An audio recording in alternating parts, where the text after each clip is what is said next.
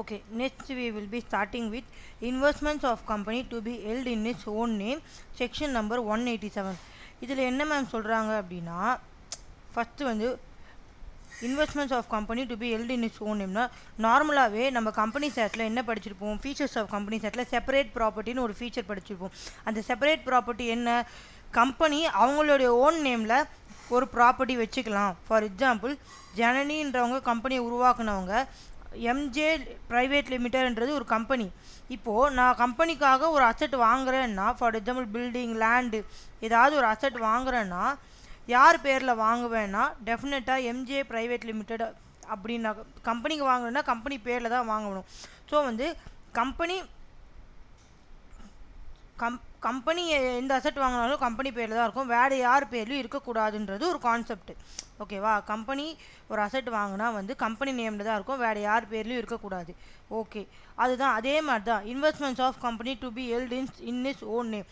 ஒரு கம்பெனி ஏன்ற கம்பெனி, இது ஏ கம்பெனி, இது வந்து B company. A company B கம்பெனியில் இன்வெஸ்ட் பண்ணால் இந்த இன்வெஸ்ட்மெண்ட் பேர் என்னவாக இருக்கணும், ஏ இன்வெஸ்ட் பண்ண மாதிரி தான் இருக்கணும். ஃபார் எக்ஸாம்பிள், உண்மையாக வந்து ஏ தான் இன்வெஸ்ட் பண்ணாங்க பியில், ஆனால் பி பேலன்ஸ் ஷீட்டில் பார்த்தீங்கன்னா சி இன்வெஸ்ட் பண்ணதாக இருக்குது. பி ஒரு பேலன்ஸ் ஷீட் ரெடி பண்ணுவார் இல்லையா, அந்த பேலன்ஸ் ஷீட்டில் இந்த மாதிரி இன்வெஸ்ட்மெண்ட்ஸுன்ட்டு ஒரு டாபிக் இருக்கும். அந்த இன்வெஸ்ட்மெண்ட்டில் சி லிமிட்டட்னு அப்படி இருக்கலாமா கேட்டிங்கன்னா ரூல் படி கிடையாது. எந்த கம்பெனி இன்வெஸ்ட்மெண்ட் பண்ணுதோ அந்த பேரில் தான் இருக்கணும்.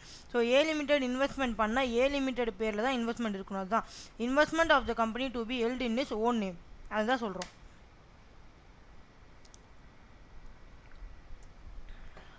ஓகே,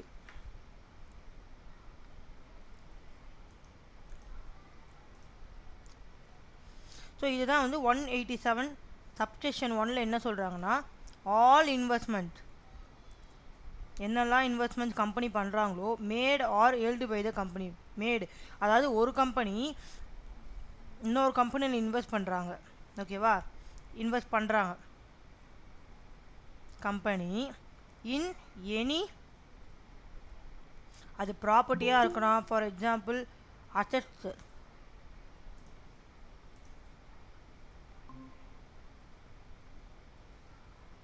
கேட்குதுங்களா?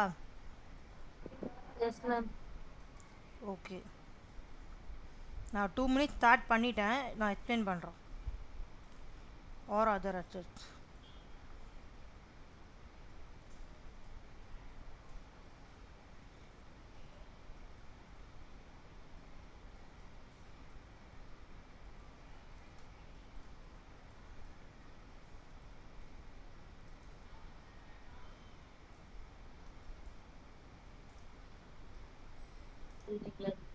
ஓகே நான் சொல்கிறேன்.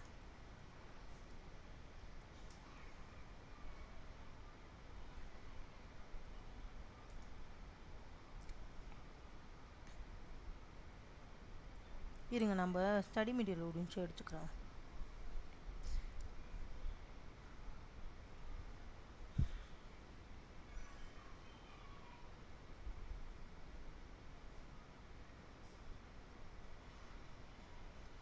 ஓகே, இதே எக்ஸாம்பிள் பாருங்கள். நம்ம சரி, நான் என் எக்ஸாம்பிள் காட்டிட்டு இது சொல்கிறேன். நம்ம என்ன சொன்னோம், ஒரு கம்பெனி பண்ணுற இன்வெஸ்ட்மெண்ட் கம்பெனி நேமில் தான் இருக்கணும்னு சொன்னோம். For example, A limited B லிமிட்டடில் ஒரு இன்வெஸ்ட்மெண்ட் பண்ணுறாங்க. இப்போ இன்வெஸ்ட்மெண்ட் யார் பேரில் இருக்கணும், ஏ லிமிட்டடில் இருக்கணும். ஓகேவா, ஃபார் எக்ஸாம்பிளுக்கு நான் ஓலி ஓண்டு சப்சிடரி எடுத்துக்கிட்டேன். ரியாலிட்டியில் இதுதான் நடக்கும். ஓகேவா, ஓலி ஓண்டு சப்சிடரினாலே 100% ஆஃப் ஷேர்ஸ் வாங்கிட்டோம் அப்படின்னு அர்த்தம். ஓகேவா, ஆனால் இங்கே பி லிமிட்டட்ன்றது பப்ளிக் கம்பெனி. பி லிமிட்டட் என்னது, பப்ளிக் கம்பெனி. பப்ளிக் கம்பெனிக்கு மினிமம் நம்பர் ஆஃப் மெம்பர்ஸ் பார்த்தீங்கன்னா 7 மெம்பர்ஸ் இருக்கணும். ஓகேவா, 7 மெம்பர்ஸ் இருக்கணும், அதாவது 7 பீப்புள் வந்து ஷேர் ஹோல்டர்ஸாக இருக்கணும். ஓகே, இப்போது ஏ லிமிட்டடே 100% வாங்கிட்டாங்க அப்படின்னா ஏ லிமிட்டட் மட்டும்தான் ஷேர் ஹோல்டர், அதாவது 100% ஆஃப் ஷேர்ஸ் இவங்கக்கிட்ட தான் இருக்குன்னா இங்கே ஒரு மெம்பர் தான் இருக்காங்கன்னு அர்த்தம். இங்கே ஒரு மெம்பர் தான் இருக்காங்கன்னு அர்த்தம்.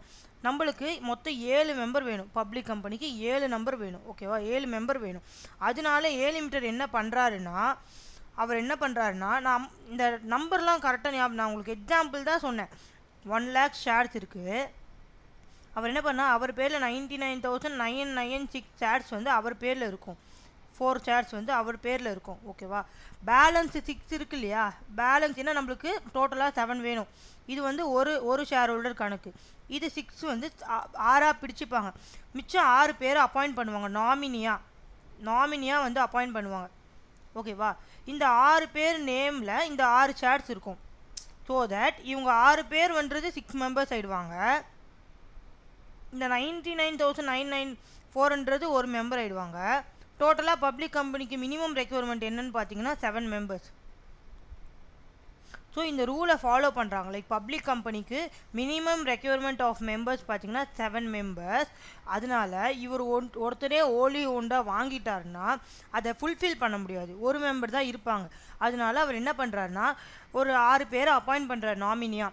ஸோ இந்த கேஸில் என்ன சொல்ல வராங்கன்னா, இந்த கேஸில் இந்த 6 பேர் நாமினின்னு சொன்னால அவங்க பேர்லேயும் வந்து இன்வெஸ்ட்மெண்ட்ஸ் இருக்கலாம். ஆனால் இது யார் ஒரிஜினலாக பண்ணாங்க பார்த்தீங்கன்னா ஏ லிமிடெட் தான் பண்ணுறாங்க. ஓகேவா? இது எக்ஸப்ஷன் மாதிரி தான். இது யூஸ்வலாக நம்ம 187னா என்ன சொல்கிறோம், investment should be made by company on its own name. அவங்களோட சொந்த பேரில் தான் இருக்கணும். ஏ லிமிட்டட்னா ஏ லிமிட்டட் தான் இருக்கணும். ஆனால் இங்கே ஏ லிமிட்டட் ஃபுல்லாக அக்யூர் பண்ணால் B limited public company minimum 7 members fulfil பண்ண முடியாதுன்றதுக்காக 6 பேர் அப்பாயிண்ட் பண்ணி நாமினியாக அவங்க நேமில் போட்டு வைக்கிறாங்க. நாமினினா என்னம்மா, ஃபஸ்ட்டு ஒரு கம்பெனிக்கு அப்புறம் லைக் இவங்களுக்கு பதிலாக இவங்க அப்படின்னு தானே. அப்போது கம்பெனிக்கு சார்பாக இவங்க இந்த பேரில் வந்து 6 பேர் வந்து அந்த இன்வெஸ்ட்மெண்ட்டு அவங்க நேமில். ஃபார் எக்ஸாம்பிள் ஏ லிமிட்டட் வாங்கிட்டாங்க. எவ்வளோ வாங்கிட்டாங்க? 99,994 வாங்கிட்டாங்க. இப்போ இவங்க ஒரு ஷேர் ஹோல்டர். ஓகேவா? இவங்க ஒரு ஷேர் ஹோல்டர். ஓகே, இப்போது இவங்க 100% வாங்கணும்னு நினைக்கிறாங்க. பட் 100% அப்படி வாங்கினா பி லிமிட்டட் 7 மெம்பர்ஸ் ஃபுல்ஃபில் ஆக முடியாதுன்றதுனால இவங்க 6 பேரை அப்பாயிண்ட் பண்ணுறாங்க. யாருன்னு பார்த்தீங்கன்னா ஜெயராணி, ஜனனி, மீனாட்சி, அழகம்மை,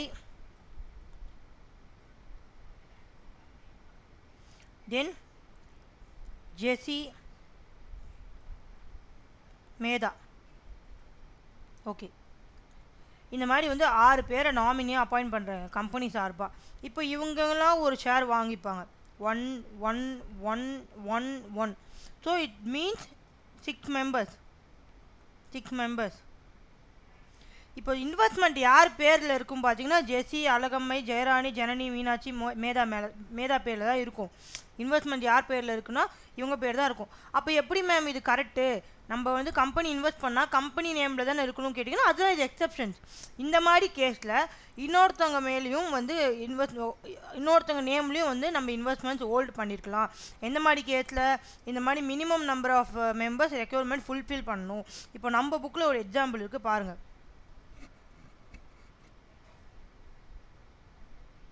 லைக் வந்து ABC limited holds 100% of XYZ limited. Okay, which it's a private limited. எது வந்து ப்ரைவேட் லிமிடெட் கம்பெனியா? XYZ லிமிடெட் வந்து ப்ரைவேட் லிமிடெட் கம்பெனியா? ஓகே, இப்போது ப்ரைவேட் லிமிடெட் கம்பெனினா எத்தனை மெம்பர்ஸ் இருக்கணும்? 2 மெம்பர்ஸ். இப்போ ஏபிசி லிமிடெட் 100% வாங்கிட்டாங்கன்னா எத்தனை மெம்பர் இருக்குது? 1 மெம்பர் இருக்கு. ஆமாம், இன்னும் அப்போ எத்தனை மெம்பர் இருக்கணும்? 1 மெம்பர். ஸோ அதை ஃபுல்ஃபில் பண்ணுறதுக்காக என்ன பண்ணுறாங்கன்னு பார்த்தீங்கன்னா ஒரு நாமினேட் பண்ணுறாங்க ஒருத்தரை ஷேர் ஹோல்டரா. ஓகேவா? ஒருத்தரை பண்ணுறாங்க. இங்கே ஜனனி உள்ளே வராங்க. இப்போ ஜனனி நேமில் அந்த இன்வெஸ்ட்மெண்ட் இருக்குது. எதுக்காகனா to minimum requirement of members which it fall below the statutory limit of 2 members. இதுக்காக வந்து ஜனனி நேமில் இன்வெஸ்ட்மெண்ட் இருக்குது, கொஞ்சம் இன்வெஸ்ட்மெண்ட். ஓகேவா? இது கரெக்டாக அலோடா இல்லையா? ஏபிசி லிமிட்டடில் இல்லாமல் ஜனனி நேமில் இருக்குது. ஏபிசி லிமிடெட் ஜனனியாக நாமினேட் பண்ணியிருக்காங்க. எதுக்காகன்னு பார்த்தீங்கன்னா minimum requirement to of members to statutory limit. அந்த லிமிட்டை ஃபுல்ஃபில் பண்ணுறதுக்காக கொஞ்சம் ஷேர்ஸ் வந்து ஜனனி ஹோல்ட் பண்ணுறாங்க. கொஞ்சம்லாம் ஒரு ஷேர்னு வச்சுக்கோங்க. இப்போ வந்து இது அலோடா இல்லையா அது மட்டும் சொல்லுங்கள். Allowed ma'am. புரிஞ்சுதா இப்போ? எஸ் மேம் புரிஞ்சு. ஓகே. ஸோ இதுதான், இதுவும் ஜஸ்ட் அன் எக்ஸெப்ஷன் மாதிரி தான்.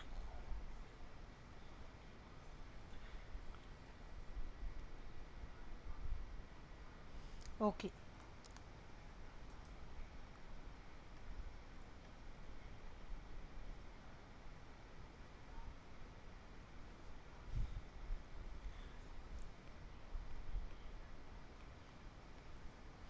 Nothing in the section shall be deemed to prevent a company அப்படின்னா, நீங்கள் இந்த மாதிரி இன்வெஸ்ட்மெண்ட் மேக் பண்ணுறீங்கன்றதுக்காக இதெல்லாம் பண்ணாமல் இருக்கக்கூடாதுன்னு அர்த்தம் இல்லை. ஸோ இதெல்லாம் நீங்கள் பண்ணலாம், அதுதான் சொல்கிறாங்க.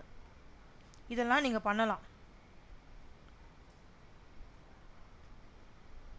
என்னன்னு பார்த்தீங்கன்னா இதெல்லாம் பெர்மிட்டட்னு சொல்லலாம் மேபி. ஓகேவா? இதெல்லாம் என்னது?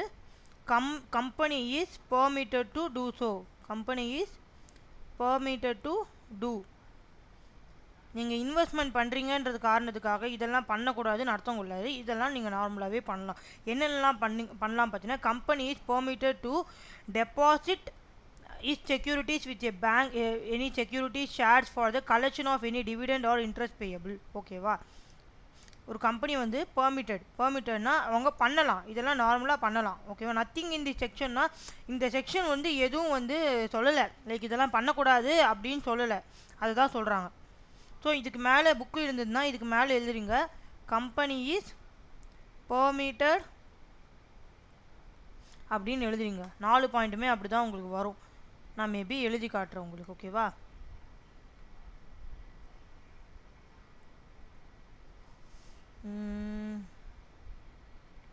ஓகே. இந்த ப்ரொவிஷன் 1 புரிஞ்சுதா? Yes ma'am. ஓகே. யூத் அவங்க ஒரே பாயிண்ட் தான்மா, கம்பெனி வந்து அவங்க நேமில் தான் வந்து இன்வெஸ்ட்மெண்ட் ஹோல்டு பண்ணணும். ஆனால் இந்த கேஸில் சப்சிடரி கம்பெனி ஓலி ஓண்டாக இருந்தால், ஓலி ஓண்டு சப்சிடரி ஒரு minimum requirement statutory limit, for example public கம்பெனிக்கு 7, ப்ரைவேட் கம்பெனிக்கு 2, அது வந்து நம்ம ஃபுல்ஃபில் பண்ணணுன்றதுக்காக மேபி இன்னொருத்தவங்களை அப்பாயிண்ட் பண்ணி அவங்க நேமில் இன்வெஸ்ட்மெண்ட்ஸ் பண்ணிக்கலாம். இது வந்து எலிஜிபிள்ன்றாங்க. யூஷுவல் ரூல் என்ன? இன்வெஸ்ட்மெண்ட் கம்பெனி பேரில் தான் இருக்கணும், வேறு யார் பேர்லையும் இருக்கக்கூடாது. ஓகேவா? ஏன்னா அது பினாமின்னு ஆகிடும். பினாமி கேள்விப்பட்டிருப்பீங்க, அந்த மாதிரி ஆகிடும். அதனால கம்பெனி நேமில் தான் இருக்கும். ஏன்னா கம்பெனியோட இன்வெஸ்ட்மெண்ட்ஸ் எல்லாமே வந்து ஃபினான்ஷியல் ஸ்டேட்மெண்ட்ஸில் இருக்கணும். ஸோ வேறு யார் பேர்லையாவது இருந்தால் ஃபினான்ஷியல் ஸ்டேட்மெண்ட்டில் தெரியாது. ஸோ தட் ஷேர் ஹோல்டர்ஸ் வந்து நம்பிக்கை வராது கம்பெனி மேலே. டிரான்ஸ்பரண்ட்டாக இருக்கணும் நம்மளுக்கு எல்லாமே. ஆனால் இந்த கேஸில் இந்த மாதிரி சப்சிடரி ஃபுல்லி இதில் வந்து எழுதிக்கோங்க, wholly owned subsidiary nothing but 100%. So 100% shares வாங்கும்போது அவங்க 100% வாங்கிட்டாங்கன்னா ஒரு மெம்பர் ஆகிடுவாங்க.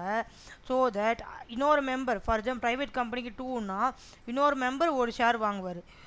ஸோ அந்த இன்வெஸ்ட்மெண்ட் யார் பேரில் இருக்கும் பார்த்தீங்கன்னா, ஜெயராணினா அந்த நாமினி ஜெயராணி பேரில் தான் இருக்கும். இந்த மாதிரி கேஸில் நாமினி பேரில் இன்வெஸ்ட்மெண்ட்ஸ் இருக்கலாம், இது அலோடு. அவ்வளோதான். இது ரொம்ப போட்டு குழப்பிக்க வேண்டாம்.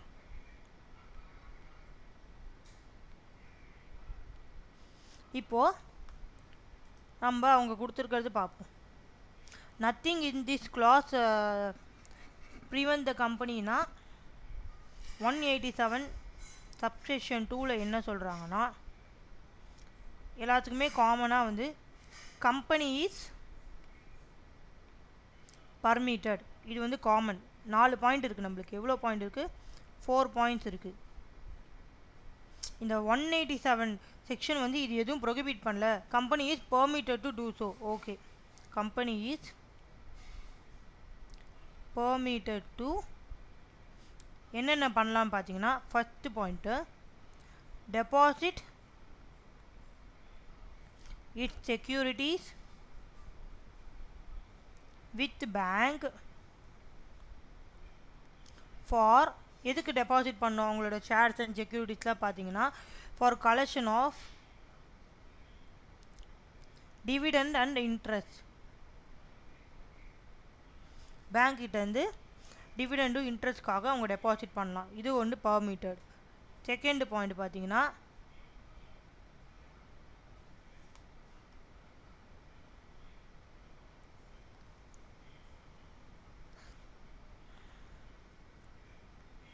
ஸோ இதுவுமே வந்து கிட்டத்தட்ட எக்ஸப்ஷன்ஸ் மாதிரி தான்.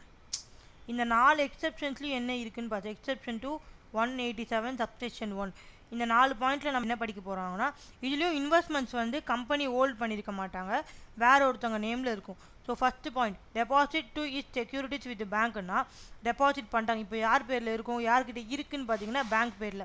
அப்போ அலோடான்னு கேட்டிங்கன்னா எஸ் இது எக்ஸப்ஷன் அலோடு. எதுக்கு 187க்கு 187னா என்ன, கம்பெனி சுட் ஓல்டு இன்வெஸ்ட்மெண்ட்ஸ் இன் இட்ஸ் ஓன் நேம். இந்த கேஸ்லலாம் இந்த 4 கேஸில் வந்து பேங்கர்ஸ் வந்து வச்சுக்கலாம். செகண்ட் கேஸ் பார்த்தீங்கன்னா ஒன்று deposit with or transfer to or hold in the name of its bankers. So bankers நேமில் வச்சுக்கலாமா, அது அலோடான்னு கேட்டிங்கன்னா எஸ் அலோடு. அவங்களுக்கு ட்ரான்ஸ்ஃபர் பண்ணுறதுக்காக வந்து நம்ம to facilitate transfer thereto. So for example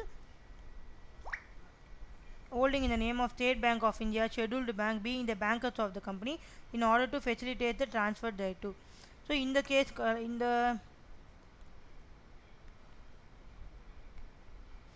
இந்த கேஸ்லேயும் வந்து பேங்கர்ஸ் நேமில் இன்வெஸ்ட்மெண்ட் ஹோல்ட் பண்ணியிருக்கலாம், கம்பெனி நேமில் இருக்கணும்னு அவசியம் இல்லை.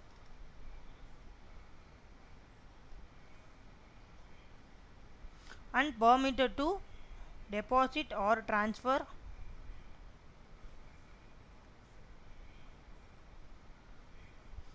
any shares or securities by way of security for repayment of loan.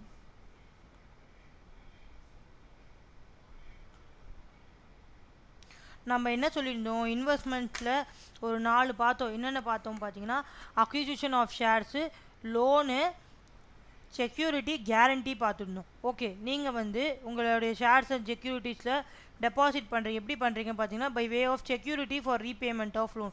So நீங்கள் வந்து செக்யூரிட்டிக்காக டெபாசிட் பண்ணிங்க அப்படின்னா இல்லை ட்ரான்ஸ்ஃபர் பண்ணிங்கன்னா டெஃபினட்டாக வந்து அவங்க பேரில் இருக்கும். யார் பேரில் இருக்கும், நீங்கள் யாருக்கு செக்யூரிட்டி ப்ரொவைட் பண்ணிங்களோ ரீபேமெண்ட் ஆஃப் லோனுக்கு அவங்க பேரில் இருக்கும். அப்படி இன்வெஸ்ட்மெண்ட் ஹோல்ட் பண்ணலாம்னா எஸ் இது எக்ஸப்ஷன், ஸோ ஹோல்ட் பண்ணலாம். அண்ட் தென் லாஸ்ட் ஒன் பார்த்தீங்கன்னா நான் வந்து இங்கே கம்பெனி இஸ் பெர்மிட்டட் டுன்றது காமனாக எழுதிட்டேன். இதில் வந்து எல்லா லைனுக்கும் வரும், ஃபர்ஸ்ட்டு, செகண்டு, தேர்டுக்கு, ஃபோர்த்துக்கு.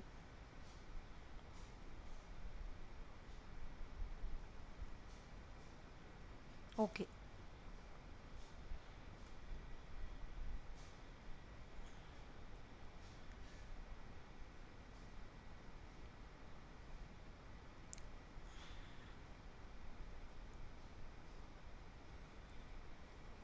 இதில் என்ன சொல்கிறாங்க ஃபோர்த்து பாயிண்ட்டுனா இப்போ இருக்கிற கரண்ட்டாக நீங்கள் ஒரு ஷேர் வாங்கணும் பார்த்தீங்கன்னா டிமேட் அக்கௌண்ட் இருக்கணும், தெரியுங்களா? இப்போ ஒரு கரண்ட்டாக நீங்கள் ஒரு ஷேர் வாங்கணுன்னா டிமேட் அக்கௌண்ட் எல்லாமே வந்து ஆன்லைன் ஆகிடுச்சு, எலக்ட்ரானிக் ஆகிடுச்சு. ஃபிசிக்கல் ஷேர் சர்டிஃபிகேட்லாம் இப்போ வந்து காணாமல் போயிடுச்சு. ஓகேவா? ஸோ எல்லாமே வந்து ஆன்லைன். நீங்கள் ஒரு ஷேர் வாங்கணும் அப்படின்னா உங்களுக்கு ஒரு டிமேட் அக்கௌண்ட் இருக்கணும். யார்கிட்ட போய் ஷேர் வாங்கணும்னு பார்த்தீங்கன்னா இதில் வந்து டெபாசிட்ரி அப்படின்னு சொல்லிட்டு ஒருத்தர் இருப்பாங்க. அவங்கக்கிட்ட போய் நீங்கள் டெபாசிட்ரின்றது ஒரு மிடில் மேன். யாருக்கு? இந்த கம்பெனிக்கும் இந்த லிஸ்டட் செபி இருக்காங்களே அவங்களுக்கும் கம்பெனிக்கும் வந்து ஒரு மிடில் மேன். கம்பெனியோட ஷேர் ஹோல்டர்ஸ் எல்லாமே யார்கிட்ட போகணும்னு பார்த்தீங்கன்னா டெபாசிட்ரிக்கிட்ட போகணும். டெபாசிட்ரிக்கு போய் ஃபார் எக்ஸாம்பிள் அவங்கக்கிட்ட ஃபிசிக்கல் ஷேர்ஸ் இருந்ததுன்னா அது எல்லாமே வந்து ஆன்லைன் ஃபார்ம்ஸாக மாற்றணும். ஆன்லைன் சொல்கிறது தான் டிமெட்டீரியலைசேஷன் சொல்லுவோம். எல்லாருக்கிட்டையும் வந்து டிமேட் அக்கௌண்ட் இருக்கணும். எல்லாமே வந்து யார் பார்த்துப்பாங்க பார்த்தீங்கன்னா இந்த டெபாசிட்ரின்றவங்க பார்த்துப்பாங்க. ஓகேவா? அவங்க ஸ்டோர் பண்ணி வச்சுருப்பாங்க எல்லா ஷேர்ஸும், ஷேர் சர்டிஃபிகேட்ஸும், யார் ஒரு மெம்பர்ஸ், எந்தெந்த கம்பெனி எல்லாமே வந்து ஸ்டோர் பண்ணி வச்சுப்பாங்க. ஸோ தட் நாளை பின்ன சர்டிஃபிகேட் ஃபிசிக்கலாக இருந்தால் சர்டிஃபிகேட் தொலைய நிறைய வாய்ப்பு இருக்குது. அண்ட் தென் நம்மளுக்கு அப்டேட் தெரியாது. இதே டெபாசிட்ரி கிட்டே இருந்ததுன்னா எல்லா ஷேர்ஸும் வந்து பார்த்திங்கன்னா பத்திரமா இருக்கும். ஓகேவா? இப்போ இந்த மாரி கேஸ்ல இன்வெஸ்ட்மெண்ட்ஸ்லாம் யார்கிட்ட இருக்கு பார்த்தீங்கன்னா, டெபாசிட்டரி நேம்ல இருக்கு. இது அலோவ்டான்னு கேட்டீங்கன்னா, எஸ் அலோவ்டு. ஏன்னா இப்போ இருக்கிற கரண்ட் சிச்சுவேஷனுக்கு எல்லாருமே வந்து டிமேட் அக்கவுண்ட் ஓப்பன் பண்ணி டெபாசிட்டரி கிட்ட தான் போணும். அதனால நீங்க ஹோல்ட் பண்ற இன்வெஸ்ட்மெண்ட் ஷேர்ஸ்லும் யார் யார் நேம்ல இருக்கும் பார்த்தீங்கன்னா, டெபாசிட்டரி நேம்ல தான் இருக்கும். நீங்க ஒரு பெனிஃபிஷியல் ஓனரா இருப்பீங்க. அதாவது அந்த இன்வெஸ்ட்மெண்ட்டோட ஓனர் பார்த்தீங்கன்னா, கம்பெனி தான். ஓகேவா? உங்களுடைய பெனிஃபிட்டுக்காக யார் அதை பாதுகாக்கிறான்னு பார்த்தீங்கன்னா, டெபாசிட்ரி பாதுகாப்புறாங்க. ஸோ நீங்கள் ஒரு பெனிஃபிஷியல் ஓனர். பெனிஃபிஷியல்னா நீங்கள் பெனிஃபிட் அடைய போகிறீங்க. உங்களோட பெனிஃபிட்டுக்காக டெபாசிட்ரி ஸ்டோர் பண்ணுறாங்க. ஸோ இந்த நாலு கேசஸ்லையும் வந்து இன்வெஸ்ட்மெண்ட்ஸ் வேறு யாராவது நேமில் ஹெல்ட் ஆகிருக்கலாம். ஃபஸ்ட்டு கேஸ் பார்த்தீங்கன்னா, securities deposit with the bank for collection of dividend and interest. உங்களோட செக்யூரிட்டிஸை வந்து நீங்கள் பேங்க் கிட்ட டெபாசிட் பண்ணிட்டீங்கன்னா, இனிமேல் அது யார் ஹோல்டு பண்ணுவாங்கன்னு பார்த்தீங்கன்னா, டெஃபினட்டாக பேங்க்கு தான் ஹோல்டு பண்ணுவாங்க. எதுக்கு? உங்களுக்கு டிவிடெண்ட் இன்ட்ரெஸ்ட் பே பண்ணுறதுக்கு. ஓகே, பேங்க் கிட்ட ஒன்ஸ் டெபாசிட் பண்ணிடுச்சுன்னா யார் ஹோல்ட் பண்ணுவா? பேங்கர். ஸோ இந்த கேஸ்லையும் வந்து பேங்கர் ஹோல்ட் பண்ணுறாங்க, கம்பெனி ஹோல்ட் பண்ணல, ஆனால் permitted. Second case, deposit or transfer to hold in the name of it bankers இருக்காங்க. கம்பெனியோட பேங்கர்ஸ் தான் வந்து எல்லாமே பாதுகாக்கிறாங்க. கம்பெனியோட ஃபினான்ஷியல் சிஸ்டம், லைக் எவ்வளோ பேமெண்ட் வரணும், டிவிடெண்ட் பே பண்ணணும், எல்லாமே பேங்கர்ஸ் தான் வந்து பாதுகாக்கிறாங்க. ஸோ பேங்கர்ஸ் என்ன ஃபீல் பண்ணுறாங்கன்னா, என்னென்ன அவங்க பாதுகாக்கிறோம் அவங்க பேரில் இருந்தது அப்படின்னா எங்களுக்கு வந்து இது மேனேஜ் பண்ண கரெக்டாக இருக்கும் அப்படின்னு சொல்கிறாங்க. ஸோ தட் இந்த மாதிரி கேஸ்லேயும் வந்து நம்ம கம்பெனியை மேனேஜ் பண்ணுற பேங்கர்ஸ் நேம்லேயும் வந்து இன்வெஸ்ட்மெண்ட்ஸ் இருக்கலாம். தென் கம்மிங் டு ஒரு செக்யூரிட்டி ப்ரொவைட் பண்ணுறீங்க for repayment of loan. So நீங்கள் யாருக்கு செக்யூரிட்டி ப்ரொவைட் பண்ணுறீங்களோ, ட்ரான்ஸ்ஃபர் பண்ணுறீங்களோ, இனிமேல் அவங்க தான் அதை ஹெல்ப் பண்ண போகிறாங்க அந்த செக்யூரிட்டிஸை. ஸோ தட் இங்கேயும் வந்து வேற ஒருத்தவங்க நேமில் தான் இருக்க போகுது. இதுவும் அலோடு. அண்ட் தென் இப்போ இருக்கிற ப்ரெசென்ட் சிச்சுவேஷன், ஷேர் வாங்கணுன்னா டிமேட் அக்கௌண்ட் ஓப்பன் பண்ணணும். டிமேட் அக்கௌண்ட் ஓப்பன் பண்ணணும்னா யார்கிட்ட போகணும்னு பார்த்தீங்கன்னா, டெபாசிட்ரி கிட்ட போகணும். டெபாசிட்ரி கிட்ட போனோன்னா நம்மளோட எல்லா சார்ஜும் அவர் பார்த்துப்பாரு, அவர்கிட்ட ஒப்படைச்சிட்டு வந்துடணும். ஸோ இங்கேயும் யார் நம்மளோட இன்வெஸ்ட்மெண்ட், நம்மளோட ஷேர்ஸ், செக்யூரிட்டிஸ்லாம் ஹோல்ட் பண்ணுறாங்கன்னு பார்த்தீங்கன்னா, டெபாசிட்ரி ஹோல்ட் பண்ணுறாங்க. ஸோ அவங்க நேமில் தான் இருக்க போகுது. இங்கே கம்பெனி என்னவா ஆட் பண்ணுறாங்கன்னா, லைக் பெனிஃபிஷியல் ஓனராக இருக்காங்க, இல்லை கம்பெனி பெனிஃபிஷியல் ஓனராக இருக்காங்க. So these are the 4 points exception to 187 subsection 1. இது ப்ரொவிஷோ 1 டைப் ஆஃப் எக்ஸெப்ஷன் டு 187 தான். ஏன்னா இதுலேயும் வந்து நம்ம கம்பெனி நேமில் இல்லை, கம்பெனி இன்வெஸ்ட்மெண்ட் பண்ணுறத நம்ம நாமினேட்டுன்னு ஒருத்தர் அப்பாயிண்ட் பண்ணி அவங்க பேர்லேயும் வந்து ஷேர்ஸ் இருக்குது, ஆனாலும் அலோடு. So general rule 187 general rule என்ன சொல்கிறாங்க? Investments of company to be held in its own நேம்னு சொல்கிறாங்க. ஓகே, அப்புறம் all investment made or held by the company in any property, security or other assets shall be made or held in its own name.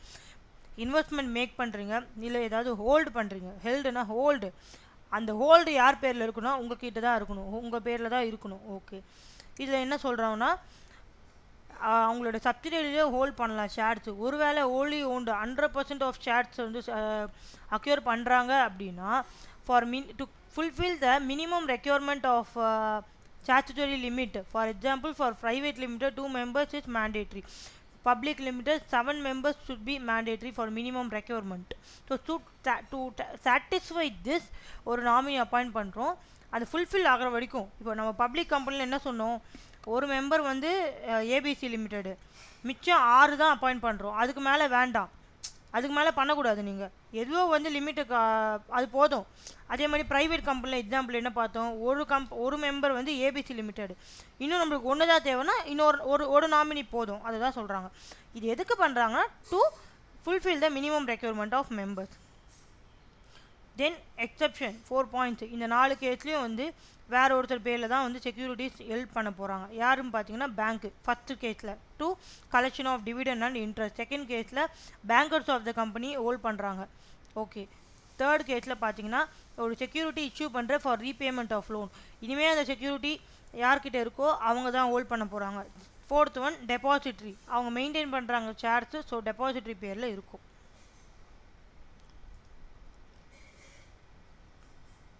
தென்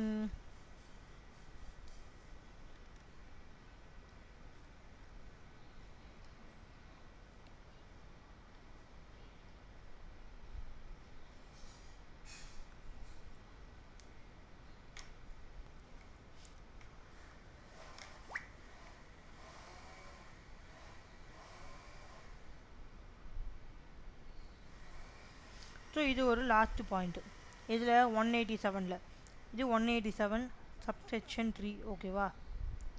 இதில் என்ன சொல்கிறாங்க அப்படின்னா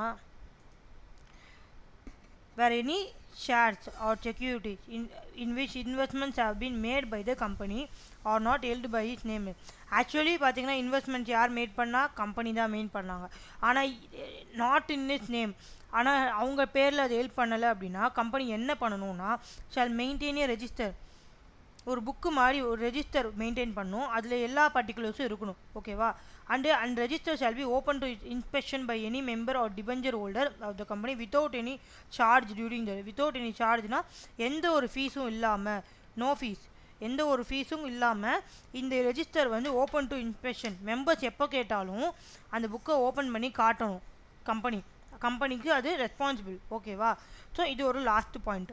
company actually பார்த்தீங்கன்னா investment mat பண்ணது company தான் ஓகேவா, ஆனால் அது கம்பெனி பேரில் இல்லை, அவங்க கம்பெனி பேரில் ஹோல்டு பண்ணலை. அப்படின்றப்போ கம்பெனி என்ன பண்ணுன்னா ஒரு ரெஜிஸ்டார் மெயின்டைன் பண்ணும், என்னென்ன செக்யூரிட்டிஸ் இந்த மாதிரி அவங்க பேரில் இல்லை, அதுக்கு ரீசன்ஸ் பர்டிகுலர்ஸ் எல்லாமே எழுதியிருக்கணும். அந்த ரெஜிஸ்டார் வந்து open to inspection for members or debenture holders without any fees during business hours. இவ்வளோ தான் 187. ஓகே, ஃபஸ்ட்டு நேற்று என்ன பார்த்தோம், 186ல் என்ன சொல்கிறாங்கன்னா 2 லேயர்ஸ் மேலே ஒரு company investment to not more than 2 layers of investment companies போட்டிருந்தோம். அதுக்கு எக்ஸப்ஷன்ஸ் என்ன படித்தோம், ஒருவேளை கம்பெனி இன்வெஸ்ட்மெண்ட் பண்ணது கம்பெனி இன்வெஸ்ட்மெண்ட் பண்ண கம்பெனி பார்த்தீங்கன்னா another company incorporated outside இந்தியாவாக இருந்தால், அவங்க கண்ட்ரியில் மோர் தேன் 2 லேயர்ஸ் இருந்தாலும் அப்ரூவ் பண்ணால், அப்போது அது லைக் மோர் தேன் 2 லேயர்ஸாக இருந்தாலும் பிரச்சனை கிடையாதுன்னு அர்த்தம். அதே மாதிரி ஏதாவது ஒரு ரூல், ஏதாவது ஒரு ரெகுலேஷன், ஏதாவது லாவை வந்து ஃபாலோ பண்ணுறதுக்காக நம்ம வந்து இன்வெஸ்ட்மெண்ட் பண்ணுறோம் அப்படின்னா அப்போவும் மோர் தேன் 2 லேயர்ஸ் வந்து கன்சிடர் பண்ணக்கூடாது. Then no companies or directly or indirectly ஒரு லிமிட் இருக்குது நம்மளுக்கு, அந்த லிமிட்டுக்கு மேலே லோனு LGSA படித்தோம். LG is sense loan guarantee security acquisition படித்தோம். லிமிட் என்னன்னா 60% of the paid up share capital plus free reserve plus securities premium, அப்படி இல்லைனா 100% of its free reserves and securities premium. இந்த லிமிட் எக்ஸீட் ஆகக்கூடாதா அப்படின்னு கேட்டிங்கன்னா exceed ஆகலாம். எக்ஸீட் ஆனால் என்ன பண்ணணும்னா ஸ்பெஷல் ரெசல்யூஷன் வாங்கி வச்சுக்கணும் முன்கூட்டியே ஓகேவா, அப்ரூவல் ஆஃப் மெம்பர்ஸ்.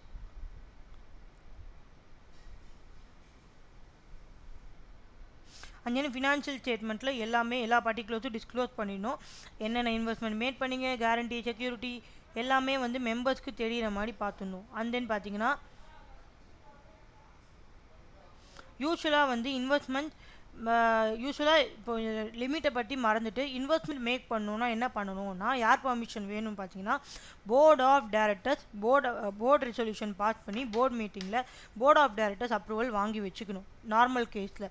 அதே மாதிரி பப்ளிக் ஃபினான்ஷியல் இன்ஸ்டிடியூஷனோட அப்ரூவலும் வாங்கி வச்சுக்கணும். ஓகே, எந்த கேஸில் ma'am public financial institution approval வேணாம் அப்படின்னு நம்ம ஒரு 2 பாயிண்ட் பார்த்தோம் ஓகேவா. என்ன 2 பாயிண்ட்டுனா, ஒருவேளை பப்ளிக் ஃபினான்ஷியல் இன்ஸ்டிடியூஷனுக்கு நீங்கள் பே பண்ணக்கூடிய பிரின்சிபல் இன்ட்ரெஸ்ட்டில் டிஃபால்ட்டே இல்லை, அவங்களுக்கு பே பண்ண வேண்டியது கரெக்டாக பே பண்ணிகிட்டே வரீங்க, அந்த கேஸில் நீங்கள் வந்து பப்ளிக் ஃபினான்ஷியல் இன்ஸ்டிடியூஷனில் பெர்மிஷன் வாங்க தேவையில்லை. அண்ட் தென் பார்த்தீங்கன்னா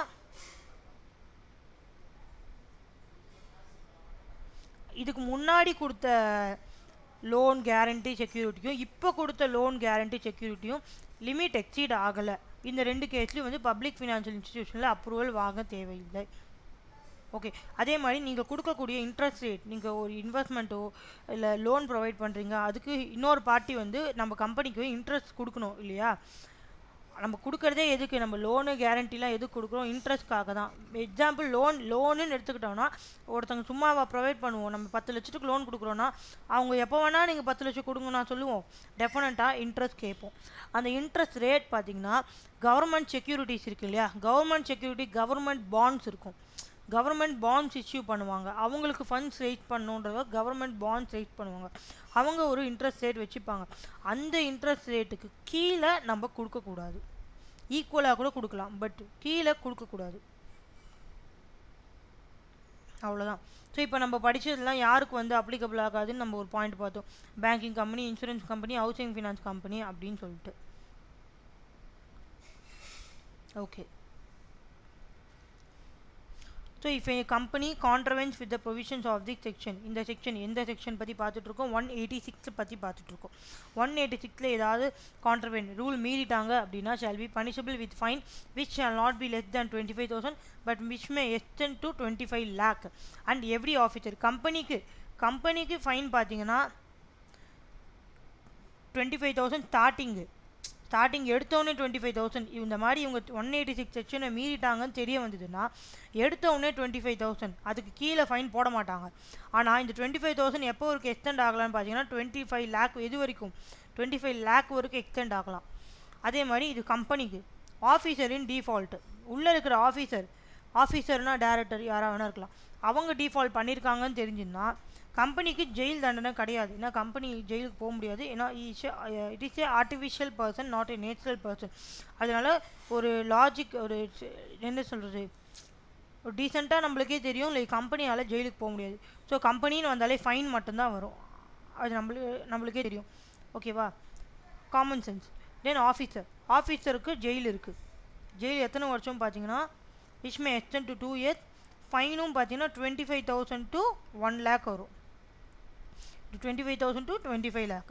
நீங்கள் எப்போவுமே கம்பெனி ஆஃபீஸர் எப்படி ஞாபகம் வச்சுக்கிறீங்கன்னா கம்பெனிக்கு எப்போவுமே ஃபைன் வந்து அதிகமாக தான் எக்ஸ்டெண்ட் ஆகும், ஆஃபீஸருக்கு ஓரளவுக்கு லிமிட்டு. ஸோ கம்பெனிக்கு பெரிய அமௌண்ட் தான் ஃபைனாக இருக்கும்ன்றதுனால 20 lakh 25 lakh வரைக்கும் போகுது. ஆஃபீஸருக்கு ஒரு சிங்கிள் பர்சன் அவர் பே பண்ணணும், அதனால ஒரு பர்டிகுலர் லிமிட் 1 lakh அப்படின்னு. ஸோ எப்போவுமே பார்த்தீங்கன்னா எக்ஸ்டென்ஷன், இப்போ இந்த 25,000 இந்த அமௌண்ட் வரைக்கும் எக்ஸ்டெண்ட் ஆகும்னு சொல்கிறாங்களே, அந்த அமௌண்ட் கம்பெனிக்கு தான் அதிகமாக இருக்கும் எங்கே பார்த்தாலுமே. அதே மாதிரி கம்பெனிக்கு ஜெயில் இல்லை, வெறும் ஆஃபீஸருக்கு மட்டும்தான் ஜெயில் இருக்குது. ஓகே.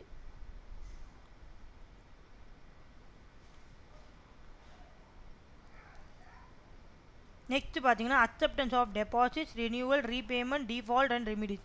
இங்கே தான் செக்ஷன் 73 to 76 இருக்குது. இந்த 4 செக்ஷன்ஸ் நம்ம பார்க்க போகிறோம்.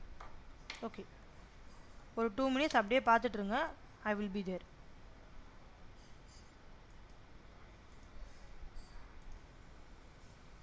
யூஸ்வலாக வந்து பேங்க்ஸ் வந்து நம்மக்கிட்ட வந்து ஃபண்டு அக்செப்ட் பண்ணுவாங்க, டெபாசிட்ஸ் அக்செப்ட் பண்ணுவாங்க. நம்ம வந்து டெபாசிட் பண்ணுவோம். ஓகேவா? எதுக்கு டெபாசிட் பண்ணுவோம்னு பார்த்தீங்கன்னா பேங்க் நம்மளுக்கு இன்ட்ரெஸ்ட் கொடுப்பாங்க. அந்த அமௌண்ட் வச்சு பேங்க் என்ன பண்ணுவாங்க, நம்ம டெபாசிட் பண்ணுற அமௌண்ட்டை அவங்க ரொட்டேட் பண்ணிக்கிட்டு ஆர் எல்ஸ் லோனுக்கு ப்ரொவைட் பண்ணுவாங்களா. Same concept for companies also. கம்பெனிஸும் வந்து டெபாசிட்ஸ் அக்செப்ட் பண்ணுவாங்க. எதுக்குன்னு பார்த்தீங்கன்னா லோன் ப்ரொவைட், வேறு யாருக்காவது லோன் ப்ரொவைட் பண்ணுறதுக்கு.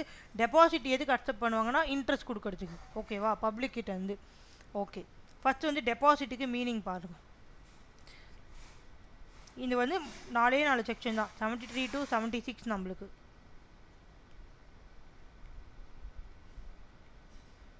ஓகே,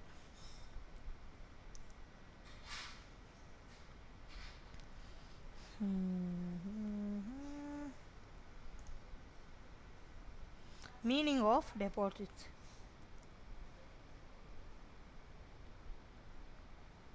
meaning of depositல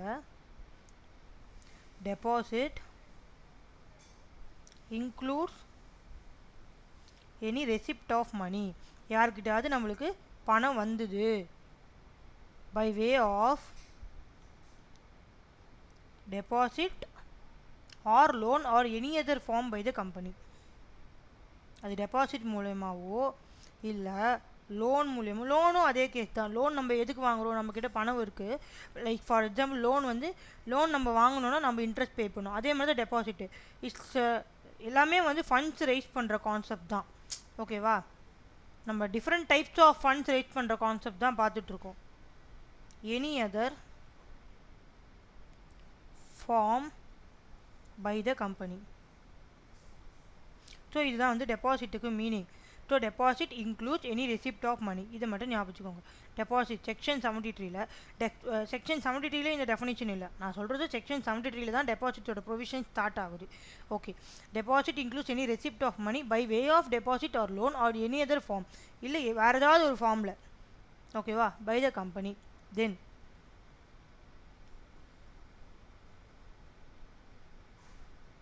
யார் வந்து டெபாசிட்டர்? டெபாசிட்டர் யாராக இருக்கலாம் பார்த்தீங்கன்னா, any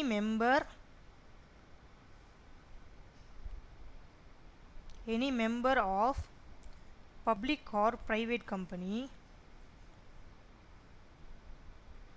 who has deposited money with this company. Public கம்பெனியோ ப்ரைவேட் கம்பெனியோ அவங்களோட மெம்பர்ஸ் வந்து டெபாசிட் பண்ணியிருக்காங்க. ஓகே, அவங்க பேர் யார் டெபாசிட் பண்ணாங்களோ அவங்க பேர் பார்த்தீங்கன்னா டெபாசிட்டர். மெம்பர் மட்டும்தானா மேம் அப்படின்னு கேட்டிங்கன்னா, எனி பர்சன், அவங்களும் எனி பர்சன், அவங்க மெம்பராக இருக்கலாம் ஆர் நாட். ஆனால் இது எந்த கேஸில் மெம்பர் ஆர் நாட் எந்த கேஸில் வரும் பார்த்தீங்கன்னா, பப்ளிக் கம்பெனியில் மட்டும்தான் வரும். ஏன்னா ப்ரைவேட் கம்பெனியில் பப்ளிக் கிட்டேருந்தே நம்ம ஃபண்ட் ரைஸ் பண்ணக்கூடாதுன்னு சொல்லியிருந்தோம். ப்ரைவேட் கம்பெனியில் ஆர்டிகல்ஸ் வந்து ரெஸ்ட்ரிக்ட் பண்ணுற 3 விஷயம் இருக்குது. என்ன ரெஸ்ட்ரிக்ட் பண்ணுறது? ஒன்று லிமிட்டட் டு 200 மெம்பர்ஸ். இன்னொரு திங் பார்த்தீங்கன்னா prohibition to transfer of shares. மூணாவது prohibition to accept deposits and invitation to பப்ளிக்னு ஒரு பாயிண்ட் பார்த்துருந்தோம். அதுதான். ஸோ மெம்பராக இல்லை, பப்ளிக் மெம்பர் ஆர் நாட்னா பப்ளிக்னு அர்த்தம். Any person in the sense public. அவங்க வந்து டெபாசிட்டர் மணி வித் யார்கிட்ட டெபாசிட் பண்ண முடியும்? Only with public company. So அவங்க பேர் வந்து டெபாசிட்டர். டெபாசிட்டர் மீனிங்லாம் யாரும் கேட்க மாட்டாங்க. I am just explaining. So deposit includes any receipt of money by way of deposit or loan. So அது டெபாசிட் ஃபார்ம்லேயும் இருக்கலாம். இந்த மாதிரி டெபாசிட்னு வச்சுக்கோங்க. இல்லை லோனாகவும் யாராவது ப்ரொவைட் பண்ணிக்கலாம். இல்லை வேறு ஏதாவது ஒரு ஃபார்மாகவும் இருக்கலாம். ஸோ டெபாசிட்டர்னா மெம்பர் பார்த்தீங்கன்னா பப்ளிக் கம்பெனி ப்ரைவேட் கம்பெனி அவங்களோட கம்பெனியில் டெபாசிட் பண்ணிக்கலாம். அப்போ இந்த மெம்பர் யார்? Depositor. Okay. For example member இல்லை, எனி பர்சன் அப்படின்னா மெம்பர் ஆர் நாட்னா அவங்க எங்கே டெபாசிட் பண்ண முடியும்னா பப்ளிக் கம்பெனி மட்டும்தான். பப்ளிக் கம்பெனியில் தான் பப்ளிக் டெபாசிட் பண்ண முடியும். ப்ரைவேட் கம்பெனியில் மெம்பர்ஸ் மட்டும்தான் டெபாசிட் பண்ண முடியும். ஓகே, நம்மளுக்கு ஃபஸ்ட்டு செக்ஷனே பார்த்தீங்கன்னா 73 வந்து ப்ரொகிபிட் பண்ணுது. அக்செப்டன்ஸ் ஆஃப் டெபாசிட்ஸ் வந்து ப்ரொகிபிட் பண்ணுது. என்ன ப்ரொகிபிட் பண்ணுது? ஸோ இதுதான் வந்து உங்களுக்கு இருக்கக்கூடிய டெஃபினிஷன். நான் சொன்ன டெஃபினிஷன் அந்த 72 to 76 தான் இருக்குது. இப்போ deposits use to be very good source for short term capital. ஓகேவா? நம்ம ஐபிஓ இதெல்லாம் படிப்போம். ஐபிஓ எஃபிஓன்றான். செபி நம்மளுக்கு எக்கனாமிக்ஸ் கிளாஸில் செபி ஆக்ட்னு ஒன்று இருக்குது. செபியில் 3 சாப்டர் இருக்குது நம்மளுக்கு. ஓகேவா? செபியில் 3 சாப்டர் இருக்குது. அதில் ஃபர்ஸ்ட் சாப்டர் பார்த்தீங்கன்னா என்னென்ன லைக் எப்படி நீங்கள் பப்ளிக் கிட்டேருந்து ஃபண்ட் ரைஸ் பண்ணலாம் அப்படின்னு எங்கே படிப்போம்? எக்கனாமிக்ஸ் கிளாஸில் செபி ஆக்ட் கீழே படிப்போம். ஓகேவா? அதில் ஐபிஓ எஃபிஓன்னு 2 கான்செப்ட் இருக்குது. Like initial public offer, further public offer. Initial public offer in the sense ஒரு கம்பெனி முதல்ல முன் வந்து பப்ளிக் கிட்டேருந்து ஃபண்டு கேட்குறாங்க. அதுதான் இனிஷியல் பப்ளிக் ஆஃபர்.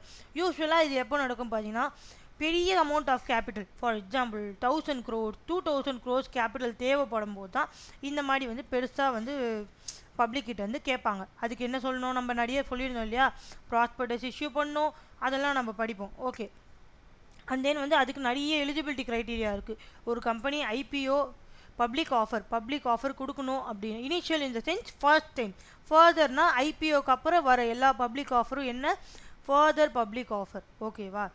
ஓகே. இப்போது நான் ஏன் அதை சொல்ல வந்தேன்னா, அதெல்லாம் வந்து லாங் டேர்ம்ன்றதை விட very large investment.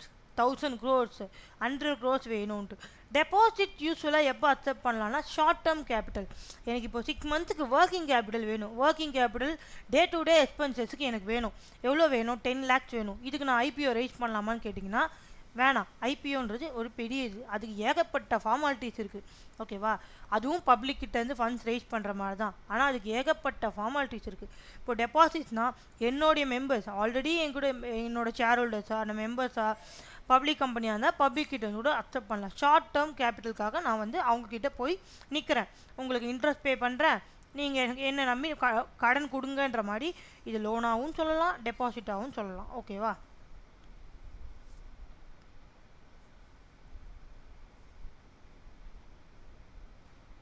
Okay.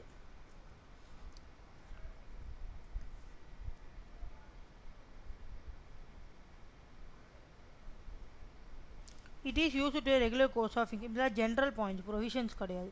It is use to be a regular course of income for retired person. Retired பர்சனுக்கு வேலை இருக்காது இல்லையா, அவங்க இந்த மாதிரி ஒரு கம்பெனியில் நம்பி அவங்க மேபி அவங்க இருந்த கம்பெனிலேயே வந்து டெபாசிட் பண்ணியிருந்தாங்க அப்படின்னா அவங்களுக்கு மாதம் மாதம் இன்ட்ரெஸ்ட் வரும். ஸோ அவங்களுக்கு இது ஒரு சோர்ஸ் ஆஃப் இன்கம் ஆகிடும்.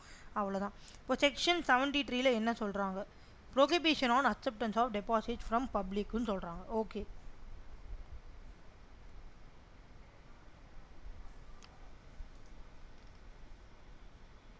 என்ன சொல்கிறாங்கன்னா, no company can invite in the sense இந்த மாதிரி வாங்க எங்கள் கம்பெனியில் டெபாசிட்ஸ் வைங்க, உங்கள் அமௌண்ட்டை கொடுங்க, நாங்கள் உங்களுக்கு இன்ட்ரெஸ்ட் பே பண்ணுறோம் அப்படின்னு சொல்லக்கூடாது. இன்வைட், நோ கம்பெனி அக்செப்ட், இல்லை ஷேர் ஹோல்டர்ஸாக முன் வந்து டெபாசிட்ஸ் இருந்தாங்க அப்படின்னு அக்செப்ட்.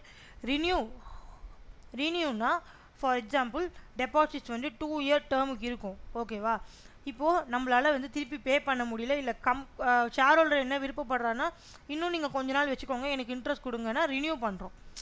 ஓகே, பண்ணக்கூடாது. எப்போ பண்ணக்கூடாதுன்னா except in a manner provided under this chapter. இந்த சாப்டரில் என்னென்ன பாயிண்ட்ஸ் இருக்கோ அதெல்லாம் ஃபாலோ பண்ணால் நீங்கள் வந்து இன்வைட் பண்ணுங்கள், அக்செப்ட் பண்ணுங்கள், ரினியூ பண்ணுங்கள் டெபாசிட்ஸை. அதை ஃபாலோ பண்ணுற மாதிரி ஐடியா இல்லை. இந்த சாப்டரில் என்னென்ன ப்ரொவிஷன்ஸ் இருக்கோ அதை ஃபாலோ பண்ணுற மாதிரி ஐடியாவில் இருந்தால் நீங்கள் பண்ணுங்கள். இல்லை நீங்கள் ஃபாலோ பண்ண போகிறதில்ல அப்படின்னு முடிவாயிடுச்சுன்னா நீங்கள் இன்வைட், அக்செப்ட், ரினியூ டெபாசிட் பண்ணக்கூடாது. ஓகேவா, accept in the sense in a manner provided under this chapter. என்ன ப்ரொசீஜர் கொடுத்துருக்காங்களோ அதை ஃபாலோ பண்ணால் நீ அக்செப்ட் பண்ணு, அதை ஃபாலோ பண்ணலைன்னா பண்ணக்கூடாது. So prohibition on acceptance of deposits from பப்ளிக்னா என்ன சொல்கிறாங்கன்னா, no company can invite, accept or renew deposit.